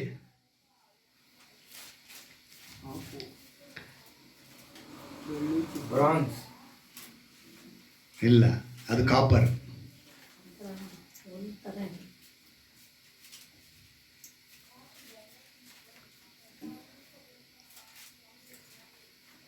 ಯಾಕಂತ ಹೇಳಿದ್ರೆ ಅರ್ಥ ತಿಳಿದಿರ ಹೋಗ್ಬಿಟ್ರೆ ಅಷ್ಟು. ಯಾವುದು? ನೀನು ಕಾರ್ಪೆಂಟ್ರಿಗೆ ಇದಕ್ಕೆಲ್ಲ ಆಪ್ ಇಡ್ತಾರೆ, ಅದೆಲ್ಲ ಹೇಳಿದ ಮರಕ್ಕೆ ಆಪ್ ಇಡೋದು, ಆ ಆಪ್ ಬೇರೆ. 3:11 For no one can lay a foundation other than that which is laid in Jesus Christ. Now if anyone builds on the foundation with gold, silver, stone, wood, hay and straw. Hey, ಏನು? Straw. ಗರಿಕೆ ಹುಲ್ಲು. ಈ ಭತ್ತದೆಲ್ಲ ಬರುತ್ತೆ ನೋಡಿ ಗೊತ್ತಾ, ಹುಲ್ಲು app. ಅದು ಇಲ್ಲಿಗೆ ನಮ್ಮ ಭಾಷೆ ತಿಳ್ಕೋಬೇಕು ಅಂದ್ರೆ ಒಂಥರ ಥರ್ಮೋಕೋಲ್ ಇದ್ದಂಗೆ ಅನ್ಕೊಂಡ್ಬಿಡೋಣ. ಅದಕ್ಕೆ ಈಗ ಭತ್ತ ಬೆಳೆದ ಮೇಲೆ ಹುಲ್ಲು ಬರುತ್ತೆ ಗೊತ್ತಾ? ಭತ್ತ ತೆಗೆದ ಮೇಲೆ ಆ ಹುಲ್ಲು ಅಂದರೆ ಇವೆಲ್ಲವೂ ಕೂಡ ಏನಂತ ಹೇಳ್ತಾರೆ. ಈಗ ಒಂದು ಪಾಯ ಹಾಕಿದ್ದೀವಿ, ಆ ಪಾಯದ ಮೇಲೆ ನೀವು ಯಾವುದ್ರಲ್ಲಿ ಕಟ್ತಾ ಇದ್ದೀರಾ? ನೀವು ಕಟ್ತಾ ಇರೋದು ಬೆಳ್ಳಿನ, ರತ್ನನ, ಕಟ್ಟಿಗೆನ. ಬೆಳ್ಳಿ ರತ್ನ ಕೂಡ ನಿಂತ್ಕೊಳ್ಳುತ್ತೆ, ಕಟ್ಟಿಗೆ ಉರಿದೋಗುತ್ತೆ, ಹುಲ್ಲು ಉರಿದೋಗುತ್ತೆ, ಆಪನು ಉರಿದೋಗಿ. ಏನು ಹೇಳ್ತಾರೆ? ಅವನವನ ಕೆಲಸವು ವ್ಯಕ್ತವಾಗುವುದು, ಕ್ರಿಸ್ತನ ಬರುವ ದಿನವು ಬೆಂಕಿಯೊಡನೆ ಉದಯವಾಗಿ ಆ ಕೆಲಸವನ್ನು ಸ್ಪಷ್ಟವಾಗಿ ತೋರಿಸುವನು. ಅವನವನ ಕೆಲಸವೆಂಥದ್ದೋ ಆ ಬೆಂಕಿ ಶೋಧಿಸುವುದು. ಒಬ್ಬನ ಅಸ್ಥಿವಾರದ ಮೇಲೆ ಕಟ್ಟಿದ್ದು ಉಳಿದರೆ ಅವನಿಗೆ ಸಂಬಳ ಬರುವುದು. ಅಲ್ಲಯ್ಯ, ನಾವು ನೋಡಿದ್ವಲ್ಲ, ಪಾಪವು ಕೊಡುವ ಸಂಬಳ ಮರಣ, ಆತ್ಮಿಕ ಮರಣ. ಈ ಆತ್ಮಿಕ ಮರಣವನ್ನು ಇಲ್ಲಿ ಈ ರೀತಿಯಾಗಿ ತೋರಿಸ್ತಾರೆ. ನೀನು ಆತ್ಮಿಕವಾಗಿಲ್ಲ ಅಂದರೆ ಎಲ್ಲ ವಿಷಯದಲ್ಲಿ ಬಿದ್ದೋಗ್ತೀಯ. ನೀನು ಆತ್ಮಿಕ ಸಂಬಳ ಏನಾಗಿದೆ? ಮರಣ. ಅಂದರೆ ಆತ್ಮಿಕವಾಗಿ ನೀನು ಸತ್ತೋಗ್ತೀಯ. ಶಾರೀರಿಕವಾಗಿ ನಾವು ಸಾಯ್ತೀವಿ, ಅದು ನಡೆಯದೆ ಎಲ್ಲರೂ. ಆದರೆ ಒಂದು ದಿನ ಬಂದಾಗ ಆತ್ಮಿಕವಾಗಿ ಸತ್ತೋಗ್ತೀವಿ, ನರಕಕ್ಕೆ ಗುರಿಯಾಗ್ಬಿಡ್ತೀವಿ. ಕೆಲವು ಸಮಯ ನಮ್ಮನ್ನು ಪ್ರೇರಣೆ ಮಾಡ್ತಾರೆ, ಬನ್ನಿ ನಾವಿಬ್ಬರು ಸೇರಿ ಒಂದು ಸಭೆ ಆರಂಭಿಸೋಣ, ನಾವು ನೀವು ಒಂದು ಗುಂಪು ಕೂಡಿ ಒಂದು ಸಭೆ ನಡೆಸೋಣ. ಈಗ ಇಲ್ಲಿ ಆ ಅಸ್ಥಿವಾರ ಯಾರು ಹಾಕಿದ್ದು, ಆ ಅಸ್ಥಿವಾರದ ಮೇಲೆ ಯಾರು ಕಟ್ತಾರೆ? ಅದು ಬೆಳ್ಳಿಯಿಂದ ಕಟ್ತಿರೋ, ಚಿನ್ನದಿಂದ ಕಟ್ತಿರೋ? ಅಥವಾ ನೀವು ಒಂದು ವೇಳೆ ನೀವು ಆಪು ಅಥವಾ ಕಟ್ಟಿಗೆ, ಹುಲ್ಲಿನಲ್ಲಿ ಕಟ್ಟಿದ್ರೆ, ಯಾಕಂದ್ರೆ ಅಸ್ಥಿವಾರ ಹಾಕಿರೋದು ಯಾರು? ಯೇಸು ಕ್ರಿಸ್ತ. ಈಗ ನಾನು ನನ್ನ ವಿಷಯಕ್ಕೆ ಬಂದಾಗ, ಈಗ ನಾನು ಅಸ್ಥಿವಾರ ಹಾಕಿದ್ದೀನಿ, ನಿಮ್ಮನ್ನೆಲ್ಲ ಕಟ್ಟಿದ್ದೀನಿ. ಈಗ ನೀವು ಒಂದು ಅಸ್ಥಿವಾರ, ನನ್ನ ಅಸ್ಥಿವಾರದಲ್ಲಿ ನೀವಿದ್ದೀರಾ, ನೀವು ಕಟ್ಟಬೇಕಿದ್ರೆ ನನ್ನೊಂದಿಗೆ ಸೇರಿನೇ ಕಟ್ಟಬೇಕು. ಆದರೆ ಯಾವಾಗ ನೀವು ವಾಕ್ಯನ ಬಿಟ್ಟು ದೂರ ಹೋಗ್ತಿರೋ, ಒಂದು ದಿವಸ ಬರುತ್ತೆ. ಯಾಕಂದ್ರೆ ಪ್ರೇರಣೆ ಮಾಡ್ತಾನೆ, ನೀವು ಬನ್ನಿ ನಾವು ಇಬ್ಬರು ಸೇರಿ ಮಾಡಿಬಿಡೋಣ, ಹೀಗೆ ಮಾಡಿಬಿಡೋಣ, ಹಾಗೆ ಮಾಡಿಬಿಡೋಣ ಅಂತ ಹೇಳಿ ಒಬ್ಬನು ಬರ್ತಾನೆ, ದುಷ್ಟ ಪ್ರೇರಣೆ ಮಾಡ್ತಾನೆ, ದುರ್ಪ್ರೇರಣೆ ಮಾಡ್ತಾನೆ. ನೀವು ಯಾವ ಪ್ರೇರಣೆಗೆ ಒಳಪಟ್ಟಿದ್ದೀರ? ಮತ್ತಾಯನ ಬರೋ ಸುವಾರ್ತೆ 10ನೇ ಅಧ್ಯಾಯ 28ನೇ ವಾಕ್ಯ ಓದಿ. ಮತ್ತಾಯನ ಬರೋ ಸುವಾರ್ತೆ 10ನೇ ಅಧ್ಯಾಯ 28ನೇ ವಾಕ್ಯ. ಒಂದು ಅದ್ಭುತವಾದ ಮಾತು ಬರೆಯಲ್ಪಟ್ಟಿದೆ. ಏನಂತೆ? ಶರೀರವನ್ನು ಕೊಂದು ಆತ್ಮವನ್ನು ಕೊಲ್ಲಲಾರದವರೆಗೆ ಭಯಪಡಬೇಡಿರಿ. ಆತ್ಮ ದೇಹ ಎರಡನ್ನು ಕೂಡ ನರಕದಲ್ಲಿ ಹಾಕುವ. ಅಂದ್ರೆ ದೇವರಿಗೆ ಭಯ ಪಡಬೇಕು. ಇವತ್ತು ಆ ಭಯ ಇಲ್ಲದ ಮನುಷ್ಯ ಏನಾಗ್ತಾನೆ? ಉಪದೇಶದಲ್ಲಿ ನಿಂತ್ಕೊಳ್ಳಲ್ಲ, ಖಂಡನೆಗೆ ಬರಲ್ಲ, ತಿದ್ದುಪಾಟಿಗೆ ಬರಲ್ಲ, ನೀತಿ ಶಿಕ್ಷೆಗೆ ಬರಲ್ಲ. ಆಗ ದಾರಿ ತಪ್ಪದವನಾಗ್ತಾನೆ. ಅವನಿಗೆ ಸಂಬಳ ಮರಣವಾಗುತ್ತೆ, ಆತ್ಮಿಕ ಮರಣ ಅವನು ಅನುಭವಿಸ್ತಾನೆ. ಅವನು ದುಷ್ಟ ಪ್ರೇರಣೆಗೆ, ಅಂದರೆ ದುರಾತ್ಮನ ಪ್ರೇರಣೆಗೆ ಒಳಪಡ್ತಾನೆ. ಅಲ್ಲಿ ಯೆಹೋಶುವನು ಮತ್ತು ಅಲ್ಲಿ ಅಪೊಸ್ತಲರ ಕಾಲದಲ್ಲಿ ನಾವು ನೋಡಿದ ಪ್ರಕಾರ ಅವರು ಒಳ್ಳೆಯ ಪ್ರೇರಣೆಗೆ ಒಳಪಟ್ಟಿದ್ರು. ಯಾಕಂದರೆ ದೇವರ ವಾಕ್ಯವು ದೈವ ಪ್ರೇರಿತವಾಗಿದೆ. ಆ ಪ್ರೇರಿತದಲ್ಲಿ ಇದ್ದಾಗ ನಾವು ಇವತ್ತು, ನನಗೆ ಹೇಳಿದ್ನಲ್ಲ, ಒಬ್ರು ಬಂದು ಕಾಣಿಕೆಯ ವಿಷಯದಲ್ಲಿ ಈಗ ದುಷ್ಟ ಪ್ರೇರಣೆಗಳು ದುರಾತ್ಮನ ಪ್ರೇರಣೆಗಳು ಬರ್ತವೆ. ಆದರೆ ನಾವೇನಾಗಬಾರ್ದು, ಬಿದ್ದು ಹೋಗಬಾರ್ದು. ಕ್ರಿಸ್ತನೆಂಬ ಆ ಅಸ್ತಿವಾರದ ಮೇಲೆ ಕಟ್ಟಲ್ಪಟ್ಟವರಾಗಿರಬೇಕು. ಆ ಅಸ್ತಿವಾರದಲ್ಲಿ ಕಟ್ಟಲ್ಪಟ್ಟಿದ್ದರೆ ನಮಗೆ ಪರಲೋಕ ರಾಜ್ಯ. ಆದರೆ ಇವತ್ತು ತುಂಬ ಜನ ಹೊಟ್ಟೆ ಸೇವೆ ಮಾಡ್ತಿದ್ದಾರೆ. ಆ ಹೊಟ್ಟೆ ಸೇವೆ ಮಾಡೋದ್ರಿಂದನೇ ಅನೇಕರು ಇವತ್ತು ಬಿದ್ದು ಹೋಗ್ತಾ ಇರೋದು. ಅದಕ್ಕೆ ದೇವರು ಹೆಚ್ಚಾಗಿ ನಮ್ಮನ್ನು ಇವತ್ತು ತಿಳಿಯಪಡಿಸಿ, ಯಾಕಂದರೆ ಇವತ್ತು ಕೆಲವು ಸೇವಕರಿದ್ದಾರಂತೆ, ಸಹೋದರರೇ, ನೀವು ಹೊಂದಿದ ಉಪದೇಶಕ್ಕೆ ವಿರುದ್ಧವಾಗಿ ಭೇದಗಳನ್ನು ವಿಘ್ನಗಳನ್ನು ನಿಮ್ಮಲ್ಲಿ ಉಂಟು ಮಾಡುವರು, ಗುರುತಿಟ್ಟು ಅವರನ್ನು ಬಿಟ್ಟು ತೊಲಗಿ ಹೋಗಿರಿ ಎಂದು ನಿಮ್ಮನ್ನು ಬೇಡಿಕೊಳ್ಳುತ್ತೇನೆ. ನಮ್ಮನ್ನು ಬೇರ್ಪಡಿಸುವುದಕ್ಕೆ ಬರ್ತಾರೆ. ಸಭೆಯಿಂದ ನಿಮ್ಮನ್ನು ಬೇರ್ಪಡಿಸಿ ನಿಮ್ಮನ್ನೇನು ಮಾಡ್ತಾರೆ, ಬೇರೆ ಅಸ್ತಿವಾರಕ್ಕೆ ನಿಮ್ಮನ್ನು ಎಳ್ಕೊಂಡು ಹೋಗೋಕ್ಕೆ ನೋಡ್ತಾರೆ. ಆಗ ನೀವು ಹುಷಾರಾಗಿರಬೇಕು. ಅಂಥವರು ನಮ್ಮ ಕರ್ತನಾದ ಕ್ರಿಸ್ತನ ಸೇವೆಯನ್ನು ಮಾಡದೆ ತಮ್ಮ ಹೊಟ್ಟೆ ಸೇವೆಯನ್ನೇ ಮಾಡುವರಾಗಿ. ರೋಮಾಪುರದವರಿಗೆ 16ನೇ ಅಧ್ಯಾಯ 17, 18, 19ನೇ ವಾಕ್ಯದಲ್ಲಿ ನೋಡ್ತೀರಾ. ಅವ್ರು ಏನು ಮಾಡ್ತಾ ಇದ್ದಾರೆ? ಕ್ರಿಸ್ತನ ಸೇವೆ ಮಾಡ್ತಿಲ್ಲ, ತಮ್ಮ ಹೊಟ್ಟೆ ಸೇವೆಯನ್ನು ಮಾಡುವರಾಗಿ ನಯದ ನುಡಿಗಳಿಂದಲೂ ಹೊಗಳಿಕೆಯ ಮಾತುಗಳಿಂದಲೂ ನಿಷ್ಕಪಟಿಗಳ ಹೃದಯಗಳನ್ನು, ಅಂದರೆ ನಿಮ್ಗೇನು ಗೊತ್ತಿದ್ರಂತ ನಿಮ್ಮನ್ನ ಅವರು ವಂಚಿಸಿ ಏನು ಮಾಡ್ತಾರೆ, ಇಂಥ ಒಂದು ಇದಕ್ಕೆ ಎಳ್ಕೊಂಡು ಹೋಗ್ತಾರೆ. ಸೊ ನೀವೇನಾಗಬೇಕು? ದೈವ ಪ್ರೇರಿತಲ್ಲಿ ಇರಬೇಕು, ದುರಾತ್ಮನ ಪ್ರೇರಣೆಗೆ ಒಳಪಡಬಾರದು. 20ನೇ ವಾಕ್ಯ ಹೇಳ್ತೆ, ಶಾಂತಿದಾಯಕನಾದ ದೇವರು ಶೀಘ್ರವಾಗಿ ಸೈತಾನನನ್ನು ನಿಮ್ಮ ಕಾಲುಗಳ ಕೆಳಗೆ ಹಾಕಿ ತುಳಿಸಿ ಬಿಡುವನು. ಹಲ್ಲೆಲೂಯಾ. ದೈವ ಪ್ರೇರಿತವಾದ ಮಾತು ನಿಮ್ಮಲ್ಲಿ ಇದ್ದರೆ, ದೈವ ಪ್ರೇರಿತವಾದ ವಾಕ್ಯ ನಿಮ್ಮಲ್ಲಿ ಇದ್ದರೆ, ನೀವು ಸೈತಾನನ ಏನು ಮಾಡ್ತೀರಾ? ನಿಮ್ಮ ಕಾಲುಗಳ ಕೆಳಗೆ ತುಳಿದಾಕ್ತೀರಾ. ಅಲ್ಲಿಗೆ ನಾವೇನು ಕೇಳಬೇಕು? ಈ ದೈವ ಪ್ರೇರಿತ ವಾಕ್ಯವನ್ನು ನಾವು ಉಪದೇಶಕ್ಕೆ, ಖಂಡನೆಗೆ, ತಿದ್ದುಪಾಟಿಗೆ, ನೀತಿ ಶಿಕ್ಷೆಗೆ ನಾವು ಒಳಪಟ್ಟಿರ್ಬೇಕಂತ ಹೇಳಿ ಎಲ್ಲ ಮೊಣಕಾಲಕ್ಕೆ ನಾವು ಬೇಡಿಕೊಳ್ಳೋಣವಾ? ಈ ಸಮಯನ ಒಂದು ಅದ್ಭುತವಾದ ರೀತಿಯಲ್ಲಿ ದೇವರು ನಮಗೆ ನಡೆಸ್ಕೊಟ್ಟಿದ್ದಾನೆ. ನಾವು ಕೇಳೋಣ. ದೈವ ಪ್ರೇರಿತವಾದ ವಾಕ್ಯ, ಉಪದೇಶಕ್ಕೂ, ಖಂಡನೆಗೂ, ತಿದ್ದುಪಾಟಿಗೂ, ನೀತಿ ಶಿಕ್ಷೆಗೂ. ಈ ವಾಕ್ಯಗಳೆಲ್ಲ ಸ್ವಂತ ಬುದ್ಧಿಯಿಂದ ಬರೆದದ್ದಲ್ಲ, ಎಲ್ಲವೂ ದೈವ ಪ್ರೇರಿತವಾಗಿದೆ. ಪಾಪದ ಕೊಡುವ ಸಂಬಳ ಮರಣ. ಕ್ರಿಸ್ತನು ನಮ್ಮೆಲ್ಲರ ಪಾಪಕ್ಕಾಗಿ ಶಾರೀರಿಕವಾಗಿ ಮರಣವನ್ನು ಹೊಂದಿ ಆತ್ಮಿಕವಾಗಿ ಆತ್ಮಿಕ ಶರೀರದಲ್ಲಿ ಪುನರುತ್ಥಾನ ಹೊಂದಿದನು. ದೀಕ್ಷಾ ಸ್ನಾನ ಹೊಂದಿರುವಂಥ ನಾವೆಲ್ಲರೂ ಕೂಡ ಆತ್ಮಿಕವಾಗಿ ನಾವು ಪುನರುತ್ಥಾನ ಹೊಂದಿ ಆತನೊಂದಿಗೆ ಜೀವಿಸುವರಾಗಿರಬೇಕು. ದೀಕ್ಷಾ ಸ್ನಾನ ಹೊಂದುವಾಗ, ನೀರಿನಲ್ಲಿ ಮುಳುಗುವಾಗ ನಮ್ಮ ಪಾಪವನ್ನು ನಾವು ಹೂಣಲ್ಪಟ್ಟವರಾಗಿ ಹೊಸ ಮನುಷ್ಯರಾಗಿ ಹೊರಗೆ ಬರಬೇಕು. ಆತ್ಮಿಕ ಮರಣಕ್ಕೆ ನಾವು ಪಾತ್ರರಾಗಬಾರದು. ನ್ಯಾಯಾಧಿಪತಿಯಾಗಿ ಬರುವಾಗ ನಾವು ಆತನ ಉಪದೇಶದಲ್ಲಿ ಇದ್ದವರಾಗಿ, ಆ ಉಪದೇಶದ ವಾಕ್ಯದಿಂದ ನಾವು ಖಂಡನೆಗೆ ಒಳಪಟ್ಟವರಾಗಿ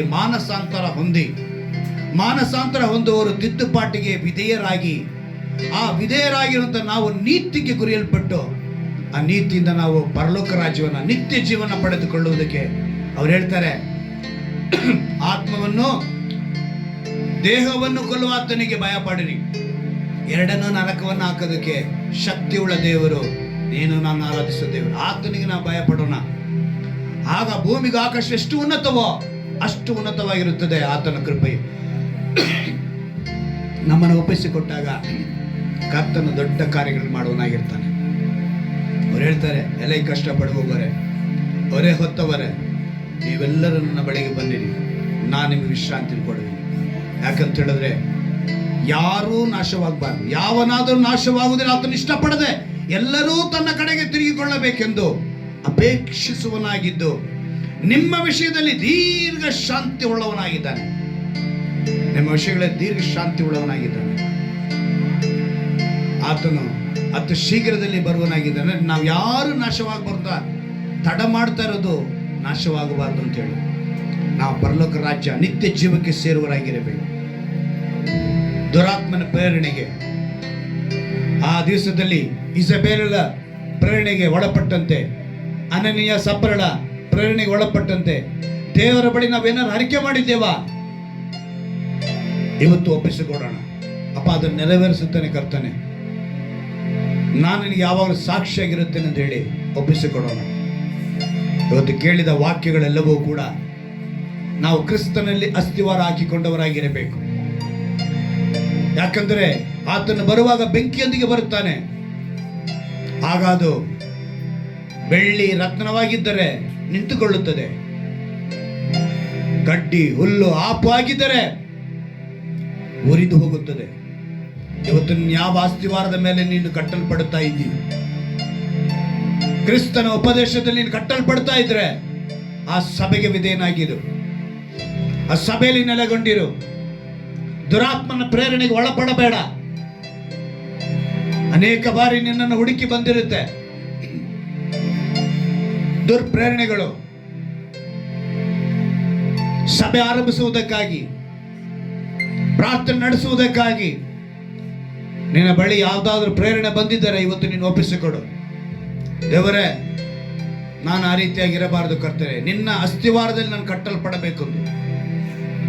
ಹಾಗೆಯೇ ನಾನು ದೇವರಿಗಾಗಿ ಸಮಯ ಕೊಡುತ್ತೇನೆ, ನಾನು ಈ ರೀತಿ ಪ್ರಾರ್ಥನೆ ಮಾಡುತ್ತೇನೆ ಎಂದು ಅರಿಕೆ ಮಾಡಿದ್ದರೆ ಹಿಂದೆ ತೀರಿಸಿಕೊ, ಅದನ್ನು ಸರಿಪಡಿಸಿಕೊ. ಉಪದೇಶ, ಖಂಡನೆ, ತಿದ್ದುಪಾಟು, ನೀತಿ ಶಿಕ್ಷೆ, ಇದಕ್ಕೆ ನೀನು ಒಳಪಡಬೇಕು. ಇದೆಲ್ಲ ದೈವ ಪ್ರೇರಿತವಾದ ಮಾತುಗಳು, ವಾಕ್ಯಗಳು. ನಾವು ಸರಿಪಡಿಸಿಕೊಳ್ಳೋಣವಾ? ಹೌದು ರಾಜ, ಇವತ್ತು ನಾವು ಸರಿಪಡಿಸಿಕೊಳ್ಳುತ್ತೇವೆ ಕರ್ತನೆ. ವಾಕ್ಯದಿಂದ ನಿನಗೆ ನಾವು ಭಯ ಪಡುವ ಭಕ್ತಿ ಆಕಾಶಕ್ಕೂ ಭೂಮಿಗೆ ಎಷ್ಟು ಉನ್ನತವೋ ಅಷ್ಟು ಉನ್ನತವಾಗಿದೆ. ನಿನ್ನ ಕೃಪೆಯು ಅಷ್ಟು ಅಪಾರವಾಗಿದೆ, ಅಷ್ಟು ಹೆಚ್ಚಾಗಿದೆ. ಇವತ್ತು ಹೆಚ್ಚಾದ ಪಾಪವು, ಆ ಪಾಪದ ಮಧ್ಯದಲ್ಲಿ ಕೃಪೆ ಹೆಚ್ಚಾಗಿ ನಾವು ಅದಕ್ಕೆ ಒಪ್ಪಿಸಿಕೊಟ್ಟವರಾಗಿ ನಿನ್ನ ಕೃಪೆಯಲ್ಲಿ ಬದುಕುವಂತೆ ಕೃಪೆ ಮಾಡು ಅಂತ ಹೇಳಿ ಯಾರ್ಯಾರು ಒಪ್ಪಿಸಿಕೊಡುತ್ತಿದ್ದಾರೋ ಹಿಂದೆ ಕರ್ತನೆ ಅವರಲ್ಲಿ ಒಂದು ಬಿಡುಗಡೆ ಉಂಟಾಗಲಿ ರಾಜ್ಯ. ಹಿಂದೆ ಕರ್ತನೆ ಒಂದು ಸ್ವಸ್ಥತೆ ಉಂಟಾಗಲಿ ಕರ್ತನೆ. ಅನೇಕ ದಿವಸಗಳಿಂದ ಗೊಂದಲಕ್ಕೆ ಒಳಪಟ್ಟು ನಾನು ಒಂದೇ ವೇಳೆ ಎಡವಿದ್ದೇನಾ ಅಥವಾ ನೆಲೆಗೊಂಡಿದ್ದೇನೆ ಎಂಬ ಸಂಶಯದಲ್ಲಿ ಬದುಕುವವರು ಯಾರಾದರೂ ಇದ್ದರೆ ಇವತ್ತು ಎಸ್ಸಯ್ಯ ಅವನನ್ನು ನೆಲೆಗೊಳಿಸು ಕರ್ತನೆ. ನಿನ್ನ ವಾಕ್ಯದಲ್ಲಿ ನೆಲೆಗೊಳಿಸು ರಾಜ. ನಿನ್ನ ವಾಕ್ಯಕ್ಕೆ ವಿಧೇಯರಾಗಿ ವಾಕ್ಯಕ್ಕಾಗಿ ಬದುಕುವಂತೆ ಕೃಪೆ ಮಾಡಿಕೊಡಿ. ಹೊಟ್ಟೆಯನ್ನೇ ಸೇವೆ ಮಾಡುವಂತ ಅನೇಕ ಸೇವಕರು ಈ ಭೂಮಿಯಲ್ಲಿ ಇದ್ದಾರೆ ಎಂಬುದನ್ನು ನಮಗೆ ತಿಳಿಯಪಡಿಸಿದ್ಯಾ ಕರ್ತನೆ. ಆದರೆ ನಾವು ಅಸ್ತಿವಾರ, ಕ್ರಿಸ್ತನ ಅಸ್ತಿವಾರ ನೆಲೆಗೊಳ್ಳಬೇಕೆಂಬುದನ್ನು ನಾವು ಅರಿತು ನಿನ್ನೊಂದಿಗೆ ಬದುಕುವಂತೆ ಕೃಪೆ ಮಾಡಿಕೊಡು. ಅಳಿದು ಹೋಗುವ ಆತ್ಮಗಳಿಗಾಗಿ ನಾವು ಪ್ರಾರ್ಥಿಸುವಂತ ಒಂದು ಪ್ರಾರ್ಥನಾ ವೀರರುಗಳಾಗಿ ನಮ್ಮನ್ನು ಬೆಳೆಸು. ವಾಕ್ಯಕ್ಕೆ ಒಪ್ಪಿಸಿಕೊಡುತ್ತೇವೆ. ಈ ವಾಕ್ಯವನ್ನು ಕೇಳುವಂಥವ್ರು ಎಂತಹ ಸಮಯದಲ್ಲಿ ಕೇಳಿದ್ರು ಕೂಡ ಕರ್ತನೆ ಒಂದು ರಕ್ಷಣೆ, ಒಂದು ವಿಮೋಚನೆ, ಒಂದು ಬಿಡುಗಡೆ, ಒಂದು ಸ್ವಸ್ಥತೆ ಯೇಸುವಿನ ನಾಮದಲ್ಲಿ ಉಂಟಾಗಲಿ ಎಂದು ನಾನು ಪ್ರಾರ್ಥಿಸ್ತೇನೆ. ತಡೆಗಳಾಗೋದಕ್ಕೆ ಕಾರಣ ದುಷ್ಟ ಪ್ರೇರಣೆ, ದುರಾತ್ಮನ ಪ್ರೇರಣೆ ಕರ್ತನೆ. ಇವತ್ತು ಅದನ್ನು ತಿಳಿದು ದೈವ ಪ್ರೇರಿತ ವಾಕ್ಯಕ್ಕೆ ನಾವು ಒಪ್ಪಿಸಿಕೊಂಡಂತ ಪ್ರತಿಯೊಬ್ಬರನ್ನು ಆಶ್ರಯಿಸಿ ನಿಮ್ಮ ನಾಮನ ಮಹಿಮೆಪಡಿಸಿಕೊಂಡು ನಮ್ಮ ರಕ್ಷಕನ ವಿಮೋಚಕನಾಗಿರುವ ನಜರೇತನ ಯೇಸು ಕ್ರಿಸ್ತನ ನಾಮದಲ್ಲಿ ಪ್ರಾರ್ಥಿಸಿ ಬೇಡಿ ಒಂದು ಜೀವನ ತಂದೆಯೇ, ಆಮೆನ್. ಹಲ್ಲೆಲೂಯಾ.